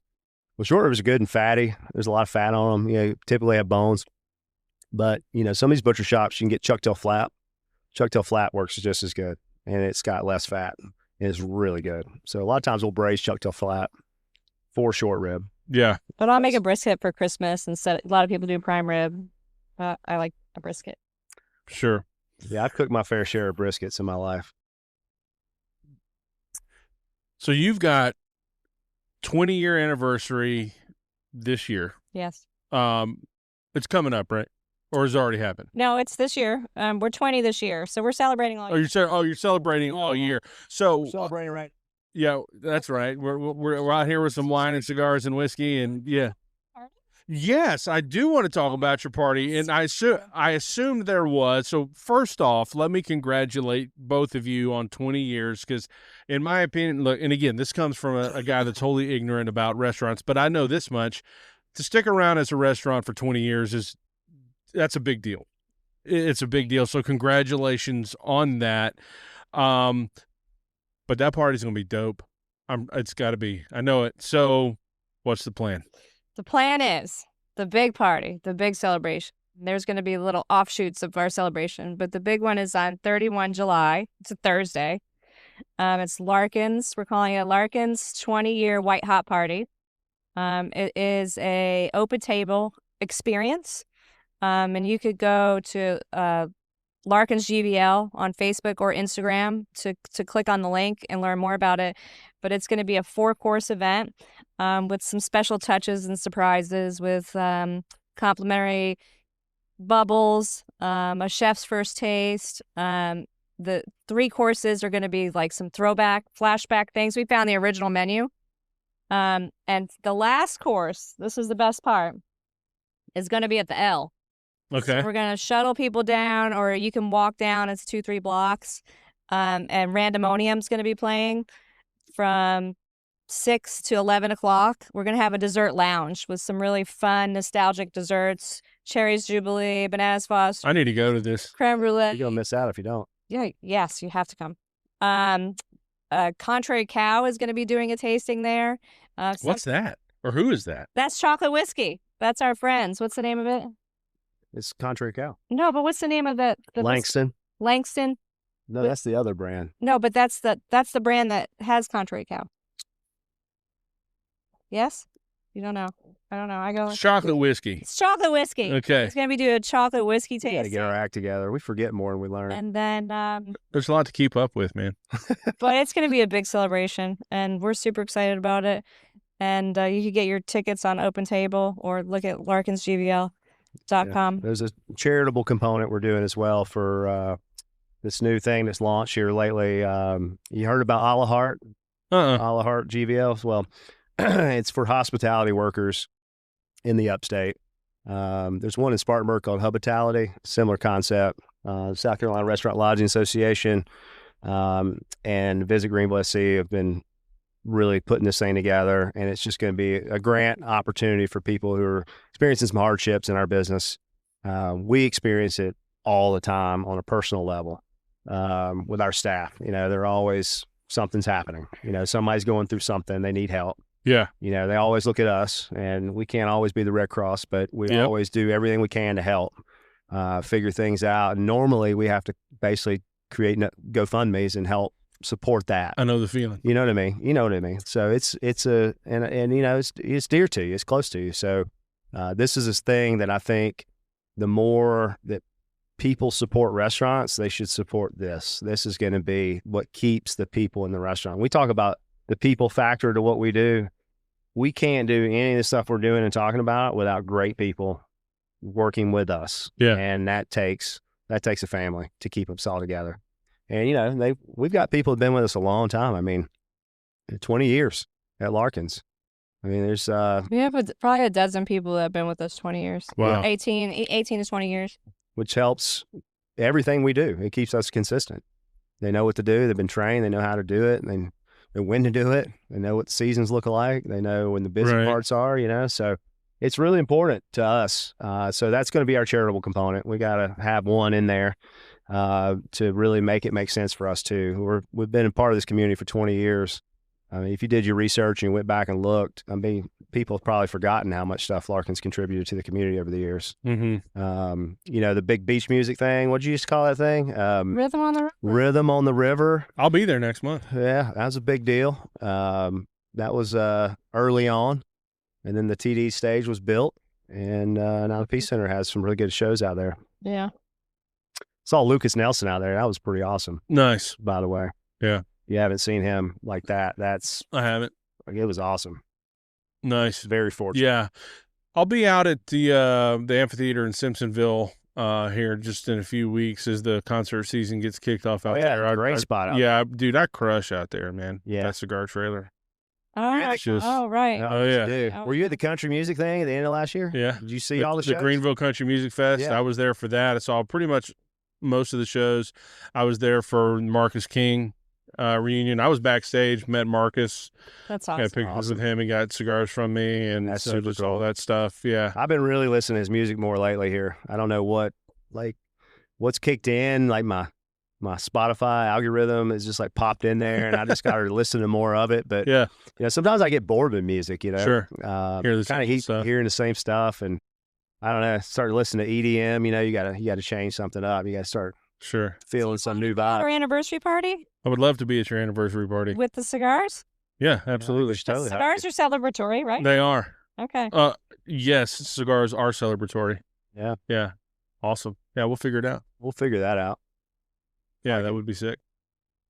Set up a spot out in the parking lot. Yeah, man. We'll do it out back by the dumpsters, like the. Yeah. I like That's it. where all the kids smoke their stuff. We just block that first. Yeah. Yeah, they could just do it out on the road.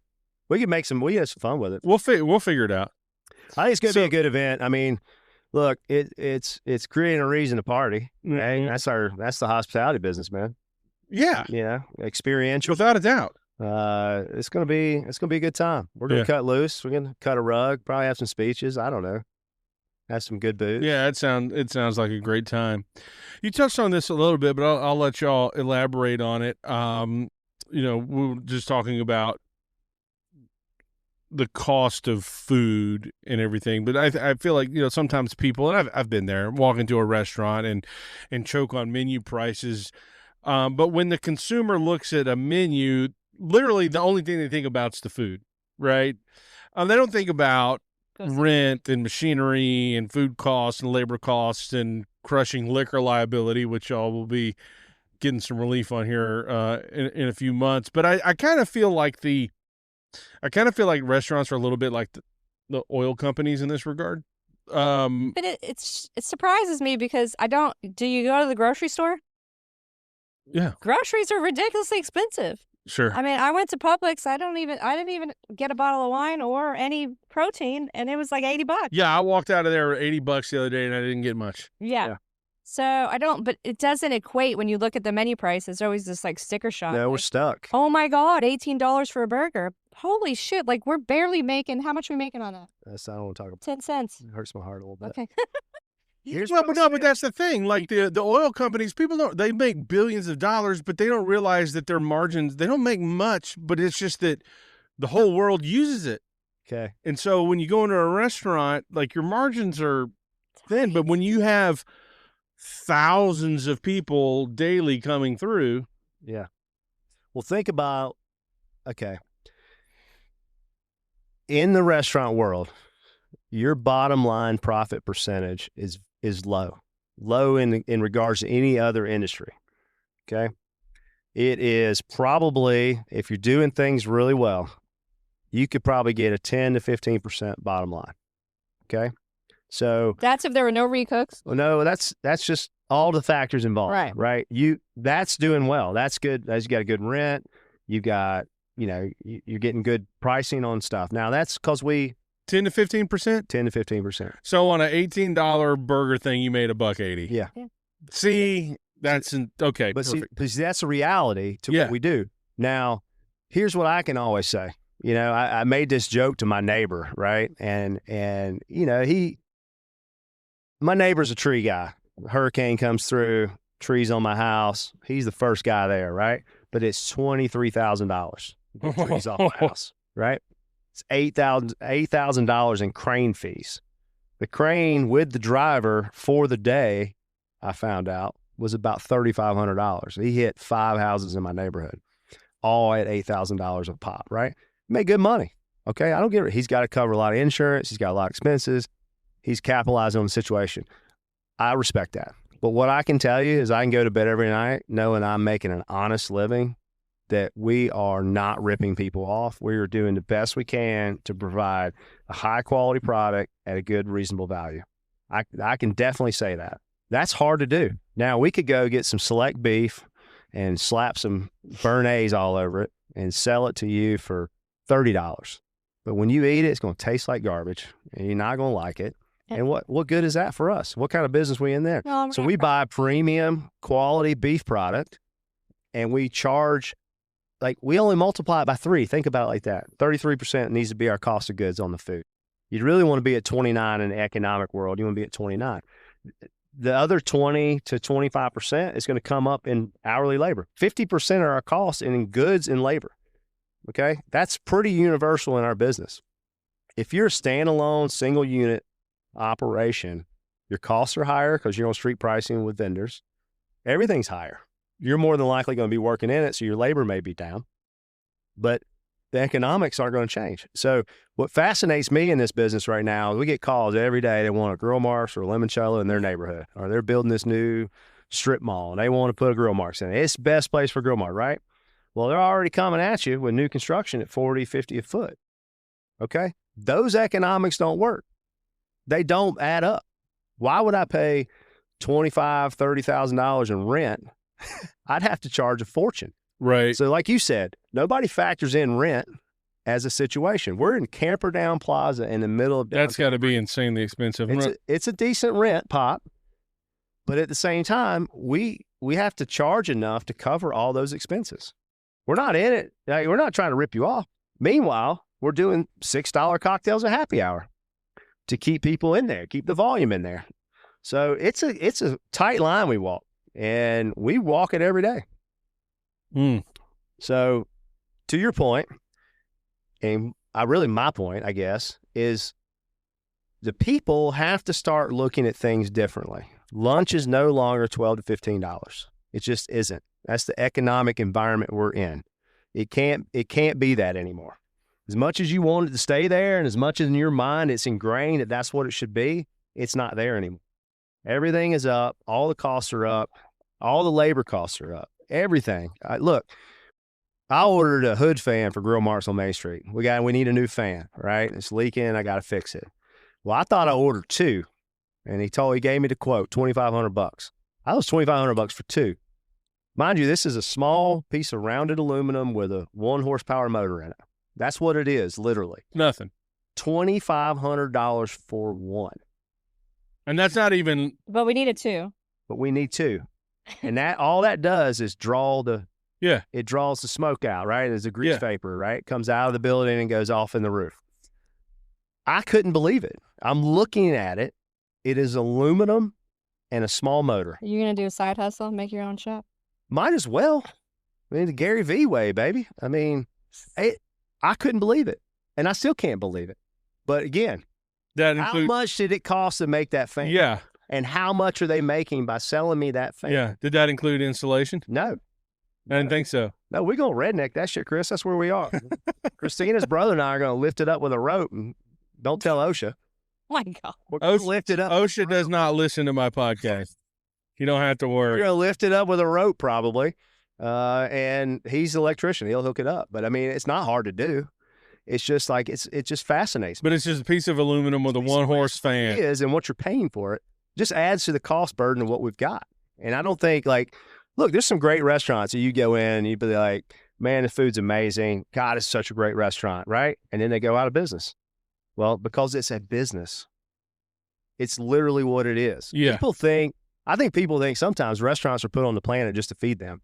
Like it's their sole intention. Oh, that restaurant's here because it's supposed to feed me. They don't recognize there's a cost to that. Yeah. Business people get it, but not everybody's a business person. No, most people aren't. Oh, why? And you hear this a lot. Or like if we get a bad review, it's always like, well, I know restaurants are struggling with staff, but everything was horrible. I waited 15 minutes for my appetizer. Okay. You shouldn't have to wait 15 minutes. I don't disagree with you. Did you look around? What were some factors? Did 100 people come in at one time? That's things we got to control. And sometimes people get mad about it. And I always joke about this one. I was like, sometimes when they complain about waiting on their table, I have a reservation and they're having to wait a few more minutes, because by waiting a few more minutes, you're giving us time to make sure you get the right service. All right. So it doesn't matter in this town. If you made a reservation for 6, but you wanted to eat at 6:30, you're not getting there till 6:30. And we're going to hold your table more than likely. And you might call on the way and say, hey, we're running a few minutes late. Well, if I seat you right at 6:30, you're going to sit with another 50 people. And I'm going to add another 5 people to that 50 people. There's 55 people. That don't sound so bad. But compound that to 3 or 4 more reservations.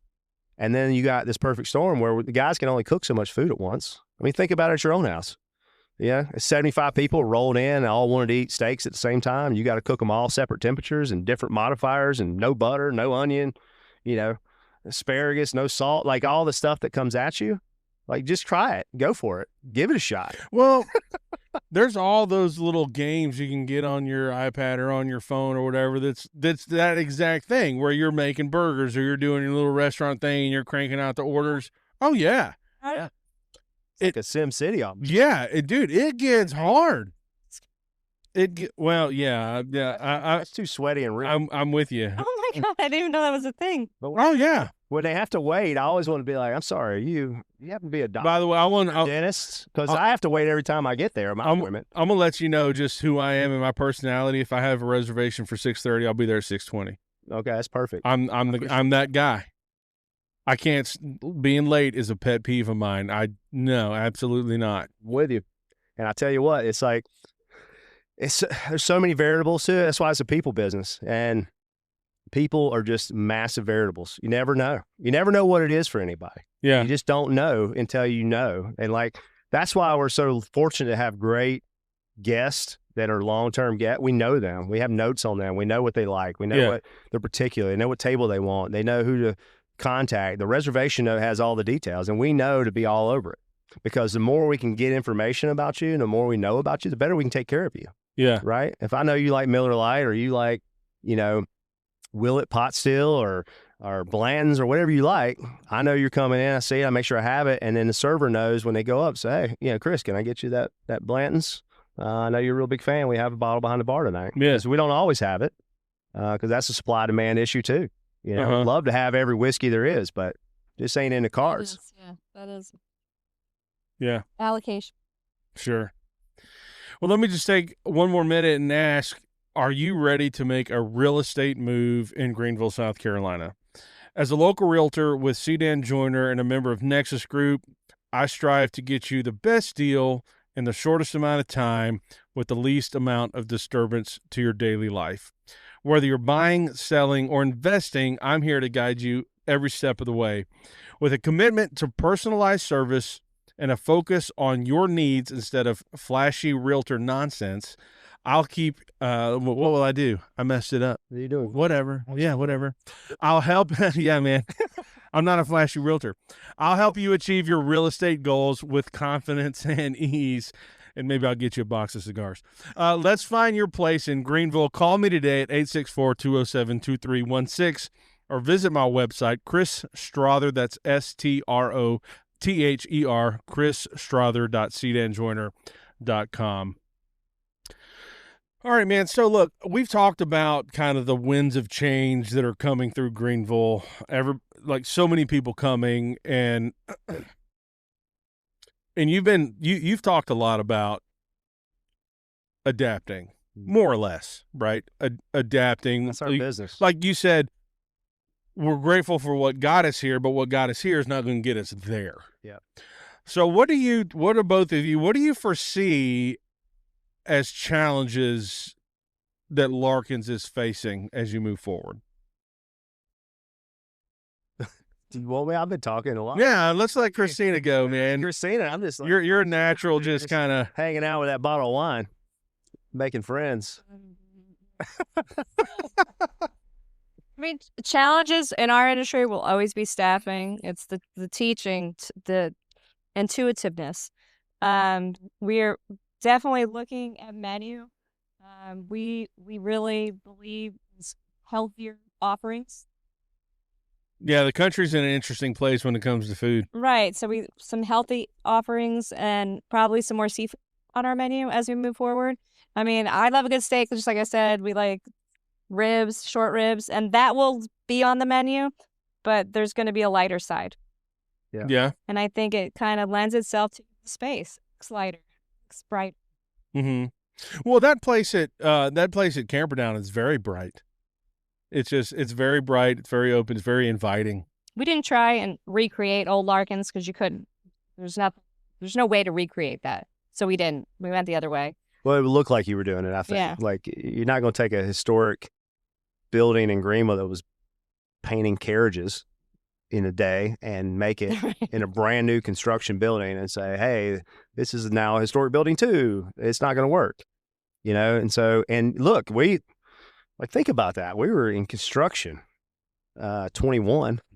So like, you talking about not getting anything? I mean, it was insanity, the stuff we had to do to put that thing together. Yeah. I mean, you're talking about people don't know things about that. I mean, we had a guy, Bobby from Easley, who was able to build us a walk-in cooler just because he was smart. He saw the opportunity to do it. The cooler, the Thermo Kings and all the big cooler companies, they've shut down. Factories shut down. They weren't making coolers, and you got to have a big cooler to do what we do. So, bless him.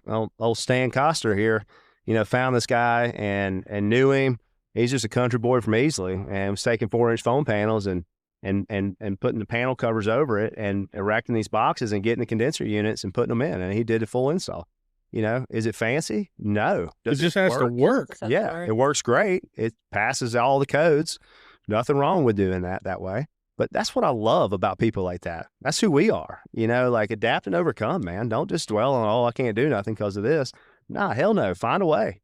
I mean, if you want it bad enough, you'll find a way. We had to. We had no choice. And that was our only option. That's what we're going to do. Not be open, be closed, never open a restaurant. Just like, okay, Larkin's is gone. Bye. Service. That was on a table at one point. Oh, no. Yeah.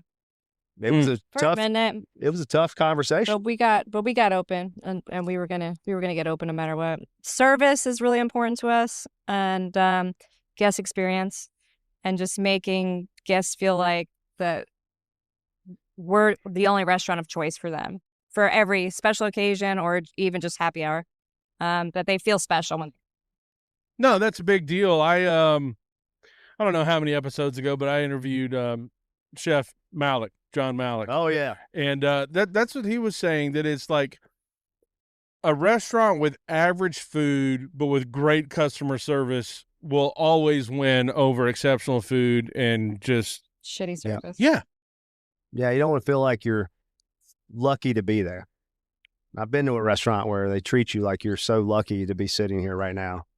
And I just don't, that's not hospitality for me. That's, there's an air to that I don't like it. I don't respect it. And it just is off-putting for me. It makes me go the opposite way.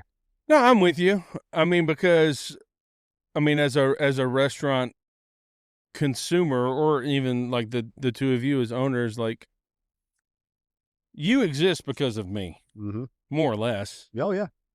And so if I walk into without you. Yeah, if I walk into your restaurant and you treat me like I'm... Or you don't get greeted, or you get acknowledged. There's a million ways screwed up. That makes us go psycho. I mean, you'll see it. We're in our restaurants a lot. And that's why we want to be in this market. We got one in Columbia we can't get to as often. We want to, but you made that drive. I mean, it's not the best drive in the world to make. It's not. Yeah. Shout out to the DOT for never completing that project. But when you get down there, it's like, I want to be there more. So we talked about having more restaurants there because you can create that same type of vibe, same type of family Support. connection. We all lean on each other here. I mean, if Limoncello needed hands tonight because they were short, we could probably find somebody from catering. We could find somebody from Grill Marks to run down there. Sometimes it's just like an hour. You just need to be bussing tables and washing dishes and Right. refilling waters, like simple service step things that a lot of people can do. You just need a few more hands for a minute because you're just getting overwhelmed at one time. But I think the challenges that you asked about, I think Kristina mentioned people. I think we're heading in the right direction with our people. We've hired some really great people. We've got some people in some key positions right now that are really helping us move our culture to a different level and are really finding new ways to interact. I mean, Scott's been with us a while. We call him the Wolf. We're Pulp Fiction references here, okay? So he's the Wolf. Jason, who was with Southern Roots and helps with that whole thing. I love that guy. Yeah, it's one of my best friends. Yeah, he's a great human, and we call him the captain. Yeah, shout out Jason Jansen, Broadwater Shrimp. This is Jason Calloway. Oh, Jason. sorry. Yeah, different Jason. Well, I love you, Jason, from Broadwater Shrimp. Jason Calloway. Yeah. I don't know you, but I love you anyway. Yeah, he's good. Well, he's good he's people. Big master. Well, helping put together that Southern Roots. Oh, okay. Mm-hmm. Okay. Yeah, he was with Bacon Brothers. Oh, yeah. Owner of Bacon Brothers, and he came onto our team. He kind of was helping us GM at Larkin's, but we saw this opportunity to invest in some of that more, he's people and products. Executive level. Yeah, executive level, people and products. So he's real focused on our service standards, hiring, training, developing, mentoring, all things that he loves to do. Yeah. He's just a ball of energy too. And then products, because that's been under my umbrella for years, but standardization of our products and making sure we have the right things. Like, we don't want to serve gut rot crap. I don't want to walk in and an operator, you get a new bar manager, they, everybody has their experiences, they have their knowledge, but you don't want to go back there and, got some, El Toro tequila we're pouring his house tequila. That's not who we are. We don't drink it. We want some decent stuff, and then there's some buying power in our ability to have multiple restaurants. So, all that stuff comes into play, and all those things are factors for us. And as we develop, I think you'll see more of that, as we have key positions like that, or develop our culture, we bring on more talent, more experience, more enthusiasm. That's where we want to be. And that's how we're going to blossom, as being the preferred restaurant group in the Upstate. Yeah, man. I hear you. So let's move on. A little things maybe just a little more personal instead of business related. Here comes the juicy goodness. Yeah, man. Here we go. You wanted to know my side hustle. Well, yeah. I'm gonna go back. I'll step back for just a second. But no. Ask me personal. Well, it was just about like where you are now is in a great spot, but. And he mentioned it, and I even had it in the show notes beforehand, but like you wind up in military culinary, cooking at West Point. Yeah. Cooking for President Clinton. Yeah. Doing A-list entertainer stuff. I know. That's wild. So how did you wind up there? Yeah. West Point? Well, yeah. Oh. She was almost a Lewinsky over there. Well, we got cigars today. Right after high school. I mean, it was the second job. I was a cashier, and the cadet activities, like where the plebes, the first year cadets, could hang out. And it was a second job for me, and I was a cashier there. And then one day the salad girl called in. I was like, oh, I want to learn how to do that. So I did the salad bar for that day. And then another day, somebody else called in. I'm like, oh, I want to learn how to do that. And at the same time, I was going to college to be an accountant. And if you know anything about me, like, that would bore me absolutely silly. Yeah, that's and it hysterical. would have been all Fun fact. Antiquated, because I was being taught with spreadsheets and pencils back then. Yeah. So you would have to all relearn it. But anyway, they came to me and they said, we really like your energy. Would you drop out of college and we'll send you to food and beverage school? the military version. Yeah. So it's like a 3-month like continuing ed thing. And I'm like, sure. And that's really how it started. And I became the sous chef and then the executive chef there, doing everything from the superintendent's quarters, the commandant's quarters, graduation events, dignitaries that would come in.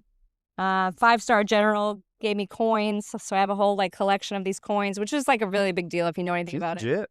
Dude, and then that's wild. When I finally decided that I was going to leave, they presented me with a saber. Really? They don't for civilians a lot. Like, yeah, that's a military thing. So I have a saber. That's a high honor. It was. Yeah. And it was really, I thought I would retire from there. I thought I would work my whole career there.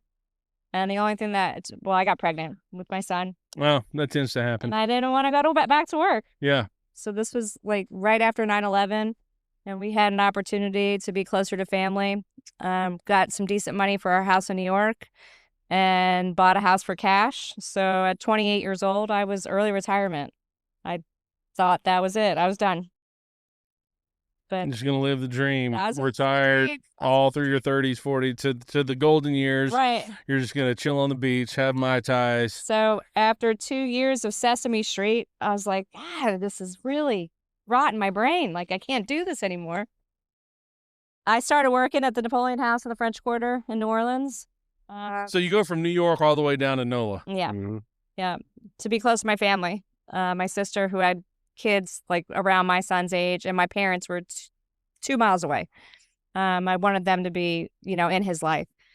And on the weekends, I'd work at the Napoleon House doing their catering and events. And that was an experience. That was wild. 200-year-old building business. Well, older now at that time. No elevator. So when the food came in, you had to carry it upstairs to prep it. And then at the end of the night, you had to carry it back down. I was the skinniest I ever was in my whole career. But I learned so much from that and how to adapt. And I learned a lot at that particular place about being an owner and food costs. Like at West Point, it wasn't all about that. Government. The money's there. The money's there, right? If the superintendent's wife wants something and it's not in the budget, it magically appears somehow. But the Napoleon House was family Thank you, taxpayer. owned. So it was just a different view on it. Yeah. And then after Katrina, obviously, I ended up here. Yeah. Man, the food scene in New Orleans has to be amazing. Yes, it is. I mean- it still is. And I'm surprised. I've been back a couple times, and the food scene is insane. Yeah, my dad was born and raised in Louisiana, not anywhere necessarily close to New Orleans, but I grew up in Southeast Texas, and that's still Cajun country, all that like crawfish and shrimp and just etouffee and jambalaya and all that good stuff. And my wife loves the beignets. I don't know who doesn't like beignets, Who doesn't like beignets? commies, Yeah, true. apparently, but At Larkin's. They're on a menu. yeah, absolutely. So how do you go from working in culinary in New Orleans to South Carolina? I stayed behind for a while after Katrina because my house wasn't as damaged as my family's house, and did a lot of recovery work, like in soup kitchens and processing food and trying to feed the people that were coming. Yeah. That was super important to me for almost a year after that. Like all these firefighters that were coming from all different states to help, I wanted to feed them, and so they could go back out and work. And then at some point, I knew I didn't want to be there. My sister ended up here, and she dropped my resume with the people at Larkin's, Yeah. and they called me up for an interview and asked me if I wanted to take this over. And I was like, gosh, I don't know if this is really where I'm at in my life. I was early retirement. I was supposed to be retired, right? 28, retired. Yeah, psych. I know. And for me, when I take something on, it's all in 100%. So obviously, I took it on. Yeah. So I'm curious. Whenever you're doing a recovery effort like that, and you're feeding firemen, and you're feeding linemen, and you're feeding, guys, Asplund, right? People doing all trees and just doing all that stuff. like what you're working with as far as food goes. I don't know. I mean, it's just whatever you can get your hands on, or like It's all over the place. So you would find a kitchen that got their power pretty quick back, and there were some. They weren't right in New Orleans, they were outside. So people were having to drive into New Orleans and then drive to Slidell, where I was. Yeah. So the hospital system got back quick. So you would identify those kitchens and start processing that food. Either you turn it into soups, you freeze it, you give it to people to cook on their barbecues. You just don't want it to go to waste, right? Right. And then weeks after that, donations start coming. And then you look at the pile of donated food and you're like, what the fuck am I going to make with that? But let's make it taste good, right? That's what I was thinking. That's where I was going with it, because with all of your training, like, when you're in West Point and you're cooking for high ranking people, you're making like an appropriate dish for them. This is not that. We're sustaining people, but you want to give them the best of what you can give them. Absolutely. So how are you like plussing this up? Tell us how our brains work like that. Because we did this during COVID. Yeah, we've done it numerous times. Yeah. Together. It's funny that, the experience is combined, right? So she has that great experience. I've got some experience catering on my own with my cousin. And it's being able to work with what you have and being as efficient as you can and as great as you can with it. It's cutthroat kitchen. It is, man. I mean, it's like, well, and that's like, you get all these sabotages, right? Yeah, we'll talk about that, but it's chopped. Yeah. Well, it's yes and no. Like, it's just, here's this random pile of stuff. What can you make out of it? Yeah. Or what's your intention? That's what you got to break it down to. And knowing her as well as I do, she's going to want to make it the best she can make it, because she's already said it numerous times today. She likes to feed people. She likes to take care of people. And she wants to make it great, and she wants to see you enjoy it. All right. So she'd make us something right now and not eat a bite of it. We just sit here and gorge out on it and be like, oh God, it's so good. And she'd just be sitting there watching us drinking that wine. But we've done this together enough. I mean, we did the backpack meals for the kids here locally. The funding kind of fell out. They got some funding. What was that? Well, this came through Euphoria as a grant, and basically they came to us and said, well, we make these meals for the kids. And it was the same concept. It was, well, what is our intention? Is to give them wholesome, delicious food. That was our ultimate intention. So everything we wrote, all the food we cooked was around that same mindset. And so we didn't cook garbage to the point where we worked ourselves to death. I mean, we did some braised pork dish, and we ended up doing that with like some shoulders and some butts. But I mean, it was like 2,500 pounds that we cooked and hand pulled, the two of us. Right. We had a team helping us box, but the team came together. I mean, we had an assembly line going in here, and we were packaging these meals that were going to all the schools, so the kids that needed food at home were getting food to go home with. Yeah. So it's the same concept. It's just, it's hard to say, how do you get your mind around that? Like, as an average person who's never had to do it. Just go. Like, I would see a pile of food that you would look at and be like, what am I going to make out of that? What is that going to be? Yeah, we do it all. I do it at home all the time. It's just like you take your skills and techniques, and you take the items that you have and you pair them together based on knowing how to do it. Yeah.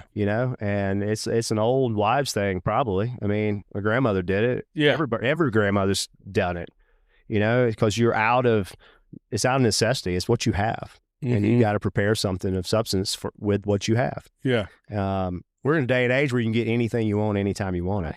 There's a lot of soups and sauces, stews, things like that. So anything that'll go to your... Well, that's all good stuff, man. And that all comes from country classics, and that translates. She's a Yankee from New York, it still translates to the to the Southern way, and just the fact of feeding people. And everybody was so grateful because, they'd come in starving. I mean, one of the banquet halls I worked in, the whole entire dining room was set up with cots. That's because we had power and we had air conditioning.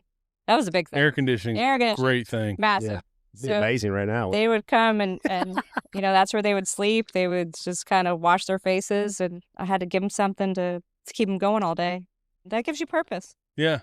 No, that's awesome. But on the side hustle, so I know, like, it's difficult to, if you're going to move out of state, you're going to move from A to B, people coming here to South Carolina, that's one thing, but people coming with pets is a whole nother challenge, especially whenever you need to find a place to crash for a few weeks before your house is ready or whatever. And you've got a 150-pound Mastiff. I don't. Oh, you don't? My new renters that are moving in today do. Oh, that's an enormous beast. 150-pound Mastiff. I have not seen it, but they were lovely on the phone. I really like them. So Yeah. they're coming here for work, and looking to where they want to buy a house. Not sure yet. Maybe I can connect you. That would be lovely. And they struggle to find some place that would allow them to bring a dog. Right. Any dog, let alone this dog, which I haven't seen yet. Yeah, we're not talking about a little applehead Chihuahua. I mean, that's breakfast for this thing. Right. So I don't know. I go on gut when I talk to people, and they seemed really sweet on the phone. And usually I like to meet them before they rent the house. But right. So you have a house that you rent with, I mean, if you can, with the purpose of helping people move here that have pets. Yeah, there's an acre fully fenced yard. Okay. So some people have come without pets because they just like the house, but it's fully furnished. It's on Furnished Finders, which is usually like a nursing app, travel nurses. Okay. These people, I don't know how they stumbled upon it, but they found me, and I talked to them last week, and they'll be here this afternoon. That's really cool. Yeah. You know, I know it's tough for people because I've run into that several times, moving somewhere, whatever. I've got a dog. I've got this. I've got that. I can't find a place.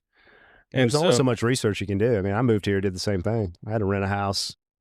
Supposed to be for a year until we figured it out. And then, 19 turned into 20. Yeah. But the fully 2020 was not a year to buy at that moment in time, trying to figure out if we were even going to still have jobs at that point. I mean, it was a lot of unknown.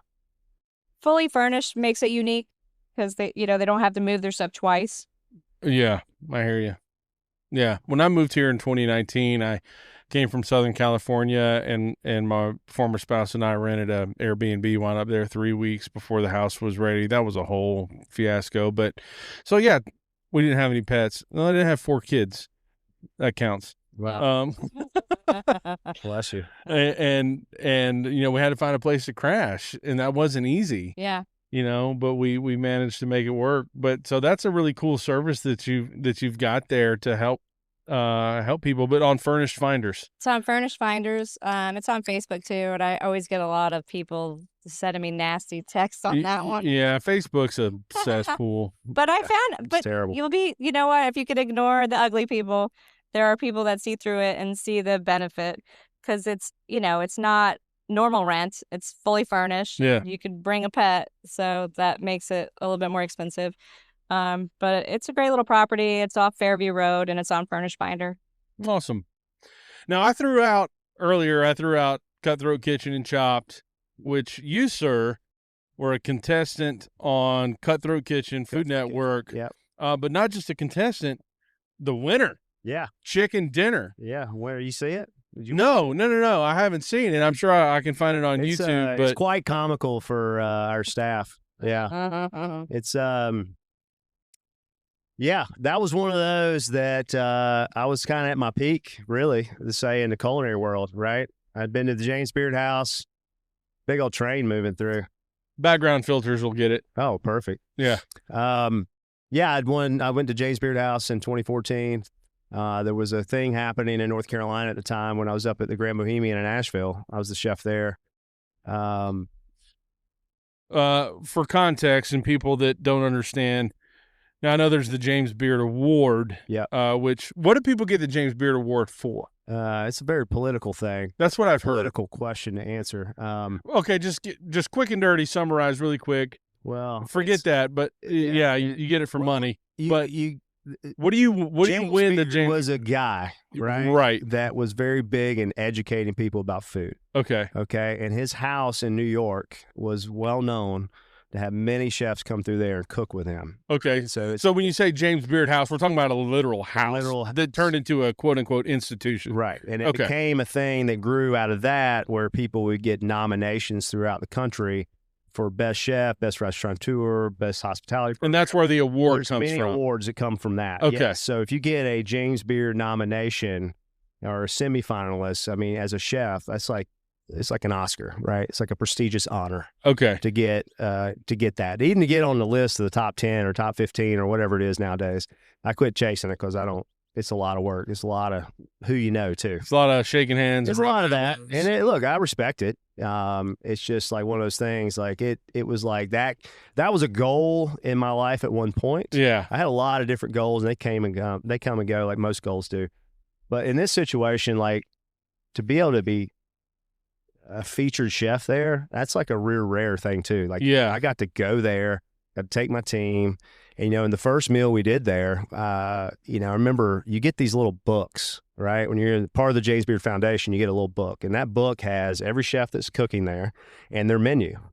And I remember looking through this menu, and I was with my team, and we were trying to figure out what we were going to cook. We got this honor to go cook there, and we're all stoked about it. And I'm looking through the book, and it's like pork belly this, lobster that, like all the same stuff. Smash burgers. No smash burgers. It's just that's what you did. No, all the same stuff. Yeah, just different, like different components with it, and all this kind of stuff. So we're going outside the box here. Yeah, I'm like looking at my team, and I looked at my sous chef, and I was like, Brian, what? I was like, what even is some of this stuff, right? And then there's I was like, what is these mignardises? I don't even know what that is. Like it's mignardise, like little pastries, but I said it completely wrong. My pastry chef started dying laughing. She's like, you idiot, it's mignardise. I was like, I don't speak that language. And I was like, well, what are we good at? And we were really good at locally sourced, locally produced food products. And we were doing really well with it in the Nashville market. I mean, there was tons of farms. We had all the connections. We were bringing in all kinds of cool stuff. And my mantra was always the same. Don't just buy really great stuff and don't mess it up, right? Don't mess it up. Right. And so that was our mantra. And we were like, well, I said, what if we just did 100% North Carolina menu? And Brian's like, no way we can do that. I said, challenge accepted. And I started immediately and wrote a menu that was 100% from North Carolina. And that is one of the hardest things to do. Yeah, down to the sauces, the butter, right? Everything. So like our dessert was this Carriage House apple pie. Well, Carriage House was this really great brandy coming from North Carolina. I really liked it. It's like an apple brandy. But like Imaldris Farms had this apple butter, so I could get all the spices from that. The hardest thing was no sugar and no lemons. Like I like sugar and lemons in certain things I make, right? And salt. So the Celtic sea salt was coming from an Asheville-based company. Like we tied it all in that way. Why was there no sugar and no lemons? Well, there's no sugar coming from North Carolina. Oh, okay. I see what you're saying. So anything like that, I was having to find a byproduct for, right? Like something that was already in there that I could utilize, but still was from North Carolina. So we're sitting around, and there's this really fun thing I like to make. It's called a chicken ballantine. It's basically a chicken rolled up in itself, right? So it's a really classical thing. It's really hard to do. You got to take the skin off the chicken. You got to make force meat out of the thighs and the livers. You got to pound the chicken breast out, put the force meat down. The tenderloins go down the middle, and then you roll it all up. And then you make a stock with the bones, and then you poach this whole thing in the stock, and then it sets. That's a labor of love. How many people were you cooking for? This ended up being like 80. Ugh. It's a lot of chickens. It's a lot of chickens, but we had fun with this one, and I fried it, which is real Southern. So it was like fried chicken. And I remember talking to my sous chef. I was like, what the hell are we going to pair with fried chicken for a beverage? And he's like, I don't know. He's like, the only thing that's good with fried chicken in my book, sweet tea. And I said, that's a good, well, so we went to Wicked Weed before, this is 14. This is before Wicked Weed went choom, right? This is when the two brothers still were making beer. We went to Wicked Weed and we sat with them and asked them if they could make a sweet tea style Saison beer using black tea, and they thought it was genius. There's absolutely. So we made this little 6-tal keg of it. It ended up being their number one selling beer that summer. People ordered it like it was hotcake. Never been heard of, never been seen before. We created it out of thin air. That should have been your side hustle, shouldn't it? Well, I've given great ideas away for free. That's my side hustle. That's my giving back to the world. So we did this whole dinner, and that was like the thing. But I remember like the stress the focus, the procurement, the delivery. Like our friends at Cheney Brothers, it was Southern Foods, Pate Dawson at the time, and one of their guys, Jeff, drove all the ingredients up for us. I mean, it's like everybody came together. But I remember doing that dinner, and my family's there, my wife's there, my mother-in-law was there, like everybody was there, right? And at the end, you're seeing the guests and stuff, and Bridget Monahan, Tom Brady's baby's mama, his first wife. She's in Blue Bloods and stuff, tall brunette. She came up and shook my hand. I was like, blah, blah, blah, blah, blah, blah, blah. That was like, wow. I was like star-studded. But apparently, like, that dinner just kind of went through New York in a way. Like, people heard about it, and it was talked about a lot. I mean, Cheney Brothers started getting a lot of customer base reaching out to them about products. I mean, it was pretty monumental move. For me personally, it was one of my greatest meals I probably ever cooked, to be honest. Have you made it since? No, I'm gonna do it for the moment, right? Yeah. I mean, we're doing a Euphoria lunch this week, and I just told them from now on, I mean, do it for the story. I mean, it's going to be this moment in time. You're going to get what you get, and don't fuss a bit. And I'm going to make it up as I go. I mean, that's literally how I'm doing it now. And it's just like anything else, like cooking dinner at home. You go home, what the hell we got? Let's make something good with it. I got this, I got that. I'll put this together and do this and do that. I'm going to try this. I'm going to try that. And a lot of times that's just what ends up coming out of it. You get it that moment. And that's life, man. I mean, it's life with anything, in my opinion. And I'm not the most methodical. I mean, my exit interview at the Grand Bohemian with the general manager when I left, I was there 5 years. When I was leaving, he gave me an exit interview. And I remember talking to him, and I was like, look, I'm not like every chef, I look at it like quarterbacks.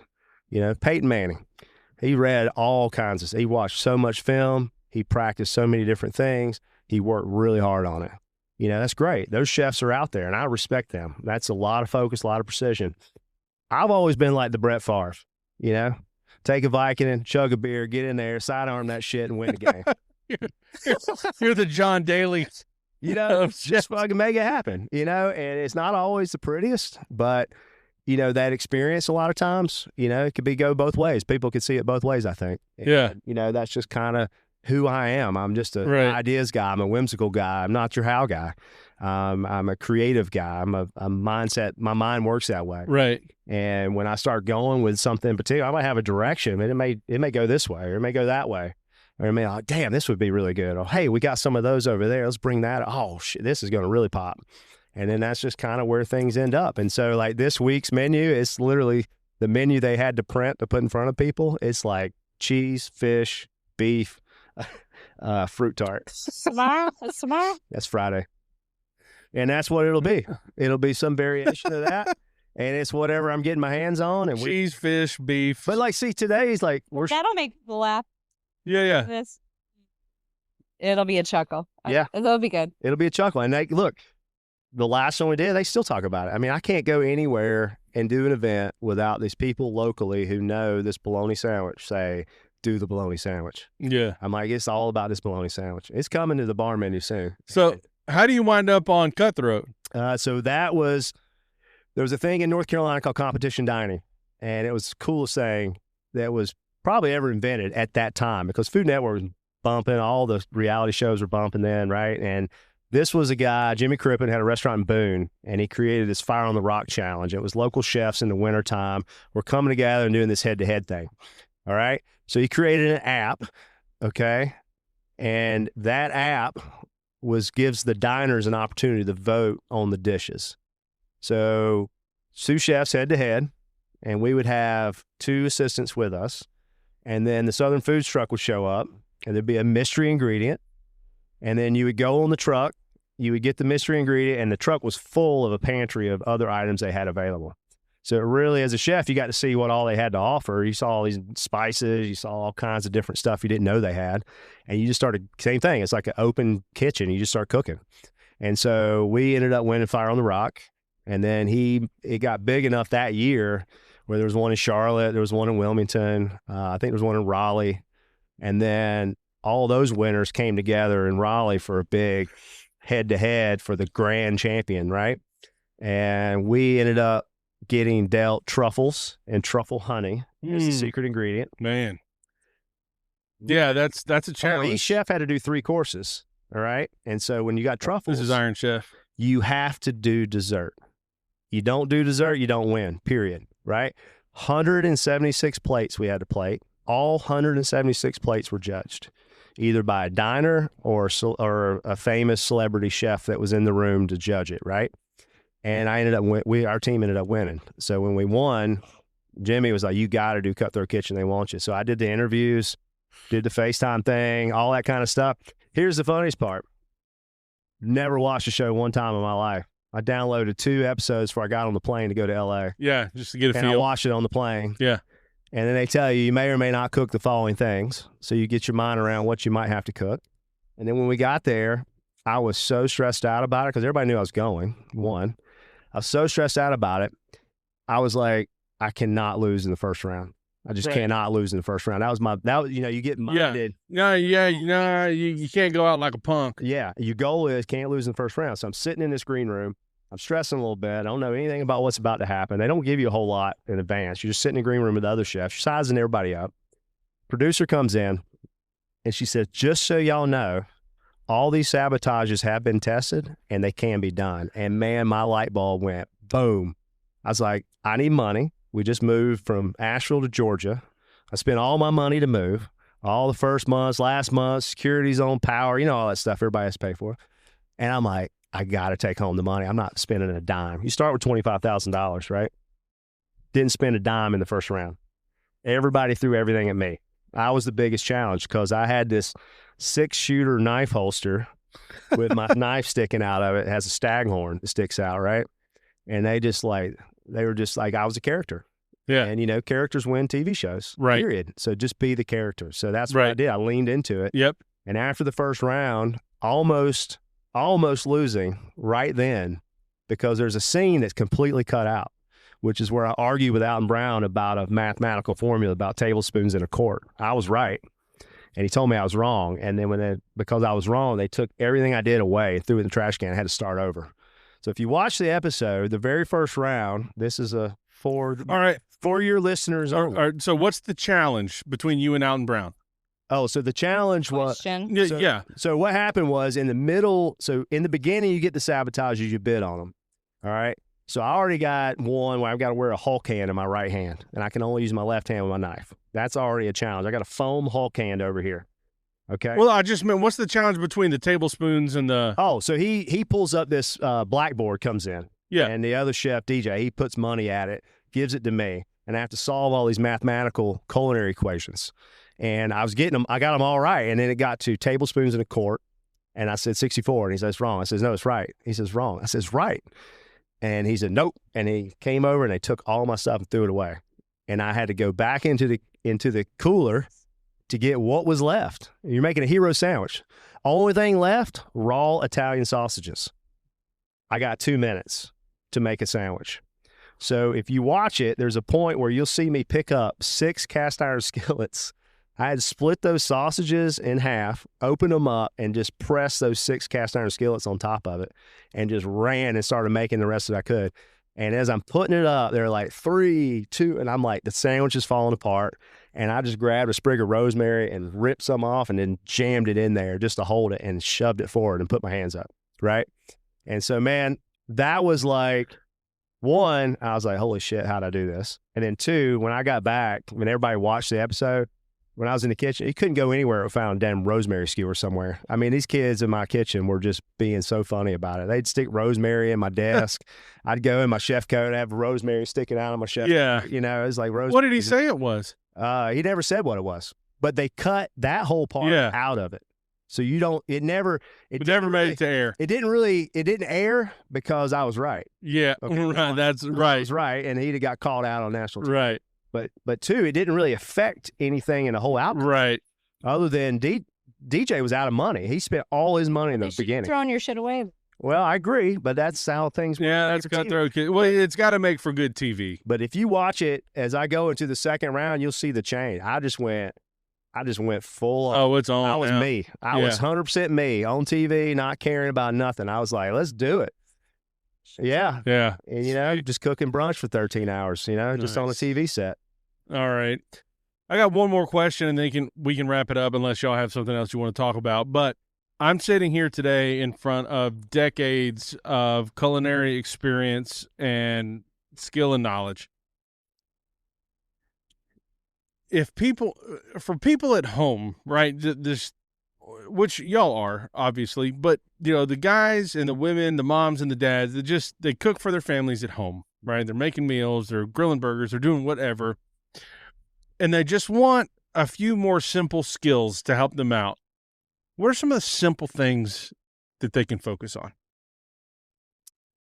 Simple things, huh? Yeah, I don't know. Yeah, that's a good question. Some people just don't know how to cook, though, that we're finding. That's true. That's fair. I think my sister called me a couple weeks ago and asked me how to boil rice. And I said, the instructions are on the box. Yeah. Can you? There's a technique to it. No, Robert put it in a can. Her husband's a chef, but he was out of town. It's in a canister, and I don't know what to do.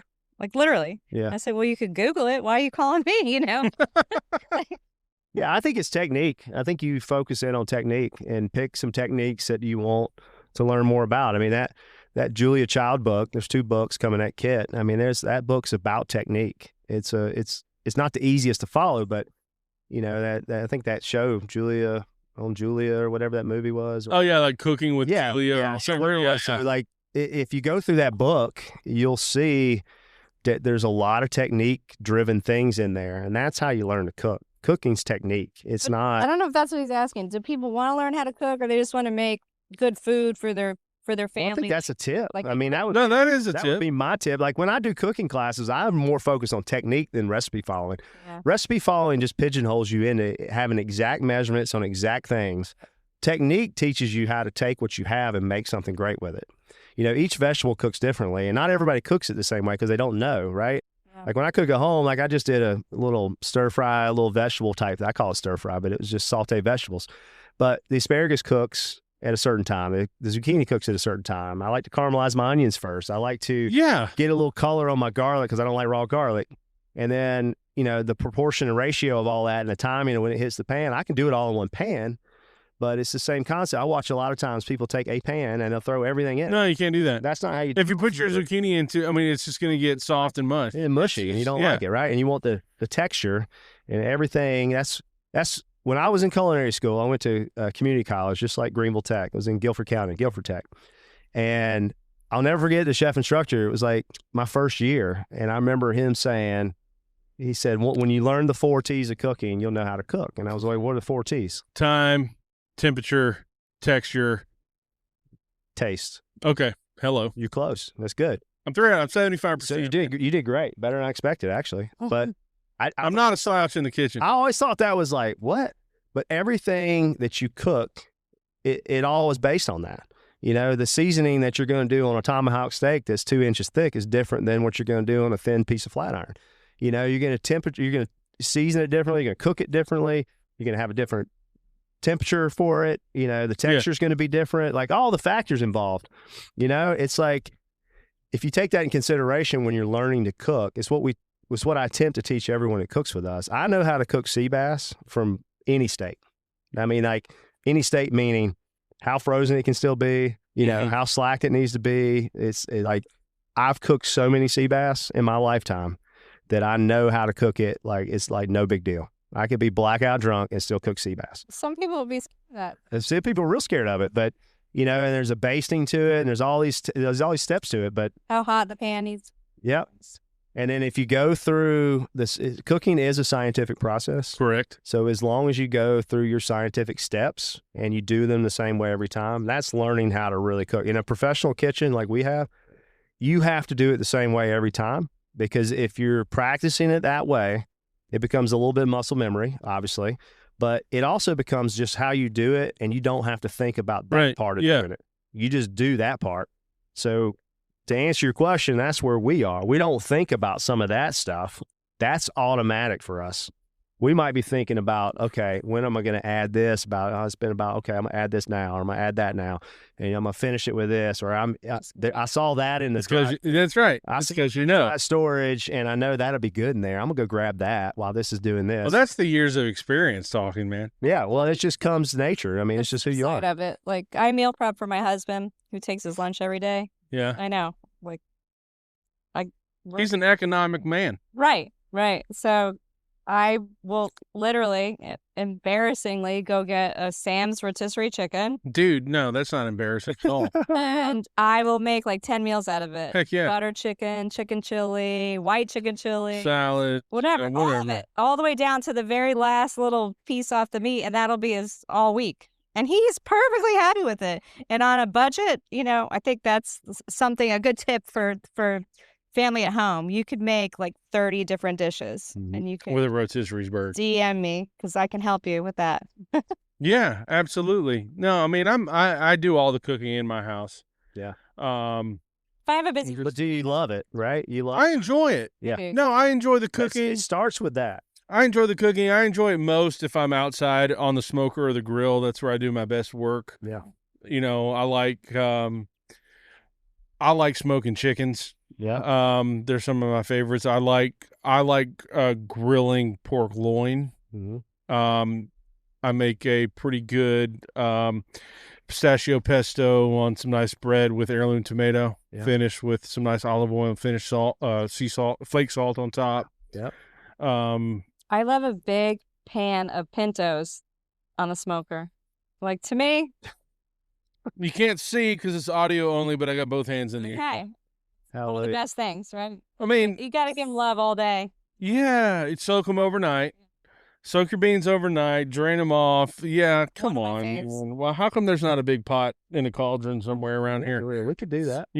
That just some beans and sausage, get a nice pan of cornbread. Yeah. To go with it. I'm hungry. Yeah, I mean, that's good. And my mom gets these pickled jalapenos from this little country store. Put them in there. Yeah. God dang, they're good. And she puts them in the cornbread too. It's really good. That's it, man. You get enough lunch. Yeah, I mean, boiled peanuts. I'm not a fan of boiled peanuts. I've never understood the allure. There's a guy right now from my house in Easley. That's where Saluda Dam and Olive meet up, and there's always a guy right there on the corner called the Peanut Man. He's got a trailer and he sells a bunch of peanuts. Yeah, but I've never really understood the allure of boiled peanuts. I had a bad case of boiled peanuts in Charleston from some rando dude when I was in school down there. Never had boiled peanuts. So I stayed away from it. No, but I used to really not like hummus, but it's grown on me. Yeah, it's a good healthy snack. It's grown on me. In the chef life, you come home and those food should taste good. That's okay. Yeah. All right. I lied. I have one more question. Oh yeah. One more question, and I know you're looking at your watch. You probably need to wrap it up. Fine. So, all right. Make sure you're good. No, I'm good, man. I've got how long people are listening. All I got to do. Well, I listen to my own podcast because it helps the algorithm, That's good. And I like to sit back and critique and think about, all right, what could I have done better? Or are you doing two? No, this will all go up this coming Sunday as one episode. Perfect. Yeah.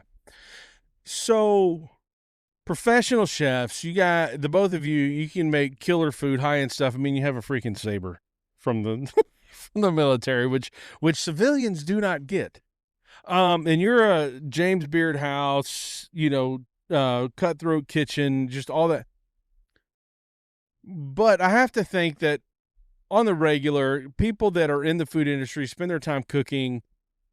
There's the times that's the last thing you want to do is get home and cook. So what is your trash food go-to? Yeah. Well, this one's comes to my roots. Yeah. This one's, there's in life, you got to know where you came from. And I think, I didn't come from a silver spoon. I had a great family. My mother and father both worked really hard. They took really good care of me. I went to college, Charleston, but I had zero direction. So when I got kicked out, my dad was like, "You're on your own, man." So I remember getting that old F100 pickup, 83. He's like, "This is the last thing I'm giving you." And I ended up finding a place to live. And I met my wife at the time. So we were basically shacking up in this little house with baseboard heaters, kerosene heater, eating fish sticks and chip beef and gravy. So Stouffer's chip beef and gravy, there's always one in my freezer as just a Really? Yeah, just a reminder where I came from. That's the one thing you can eat. Yeah, but do you like it? Yeah, you can eat at breakfast, lunch, or dinner. Couple Stouffer's toasted white bread, Stouffer's chip beef and gravy. You can eat at breakfast, lunch, or dinner. It doesn't matter. And it's a meal. It's always in my freezer. You'll find one right there right now. And when I eat that one, for whatever reason, I'll go get another one, put it in there. This takes you home, man. Well, it is. It's a place of where I came from. Yeah. I mean, I didn't get here from not working hard. No. I didn't get here from getting it easy. It's been hard the whole way. And, you hear it all the time. Chefs go home, they eat peanut butter sandwiches, or they eat. Almost what I was going to say. Or they eat, like those food should taste good chips, with the seeds in them. You know what I'm talking about at all? It's called food should taste good chips. They're like little octagon or little stop signs. Those don't taste good. Yeah, they're good, but I'll live on them. Or the gluten-free chips. Yeah, I'll live on them. Yeah. When I came home hot, I love chips. Worn out. I don't want a big meal. I can't sleep if I eat a big meal. Yeah. But, around here, the Zorba house, baby. Zorba Lounge. So Kristina, what's your trash food? I love. Oh, come on, man. Yeah. Queso. I'm going to plug Lewis right now, but I love their brisket nachos. That's like, they're still open. Well, if we work late, that would be my. I'm not sure Lewis barbecue counts as trash food. No, not those nachos. I mean, Stouffer's chip beef and gravy. Yeah, that's like total trash food. Yeah. But it's like there's this rocket, man. Good amount of black pepper on there. That thing's a life changer. I'll eat cheese and crackers late at night, or a peanut butter sandwich. Literally, get some easy cheese and some like Keebler Town, like the Townhouse crackers.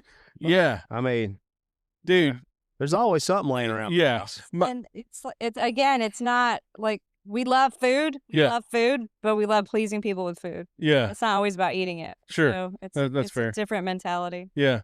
Like my wife is very health conscious. Like let's get away from highly, white sugar, processed sugar, just stay off of fast food. She's like Whole Foods, all that, not Whole Foods grocery store, but just fruits, vegetables, meats, all that stuff. But like when she's in the mood for some garbage, and her name for it is Beanie Weenie Scallopini. She wants the Kraft mac and cheese with a can of ranch-style beans and hot dogs in it. We grew up, though, so... Ranch-style beans, man. I got one of those in my cabinet. Which, you know what? It's hard to find here. Yeah. They're hard to find in any of the grocery stores here. My brothers would call it white trash succotash, and it fried hot dog slices and fried potatoes and onions. Yeah. Just all on a cast iron skillet. That sounds great. Yeah. That was a special treat to us growing up when we were little. Mm-hmm. White trash. That's awesome. Chip beef and gravy. Don't knock it till you rock it, man. Yeah. I know you can go pick one up now. Maybe I'll have that for dinner tonight. Yeah, and just nuke it. Probably not, but just nuke it in the bag. There's a slim possibility. Get all the goodness out of it. If you could see the look on Kristina's face right now. The Adam Hayes special. Well, no, they won't touch it. Shout out to Stouffer's. So, all right, look. Yeah, you're welcome. I've had a great time. I appreciate y'all taking the time out of your Tuesday for this, or Wednesday, or I don't even know what day it is anymore. Smokes. Yeah, Sunday Afternoon Smokes is the name of the podcast, but that's because the episodes come out on Sundays. That's good. So, what is this, Wednesday? Yeah, Wednesday time.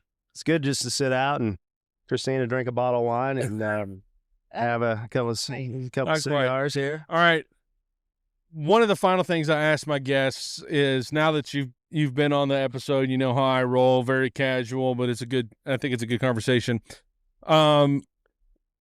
Just a few recommendations, people you think I should have on. Oh. Well, let's see here. A few recommendations. I mean, some other restaurateurs. I mean, whoever. Do any other realtors? From time to time, I do a few. It's competition, right? I mean, but it's just not that big of a deal. Restaurant or hotel people? Yeah, I'm down for whoever. Listen. Yeah.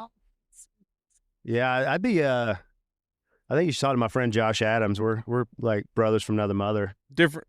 Yeah, he's same. No, you're Adam. First name Adam. Yeah, okay. First name Adam. Yeah. Yeah, he's a good friend of mine. We got to know each other playing golf. Yeah, what does he do? He does a little bit of everything, but he's got this headers company up in up in Spartanburg.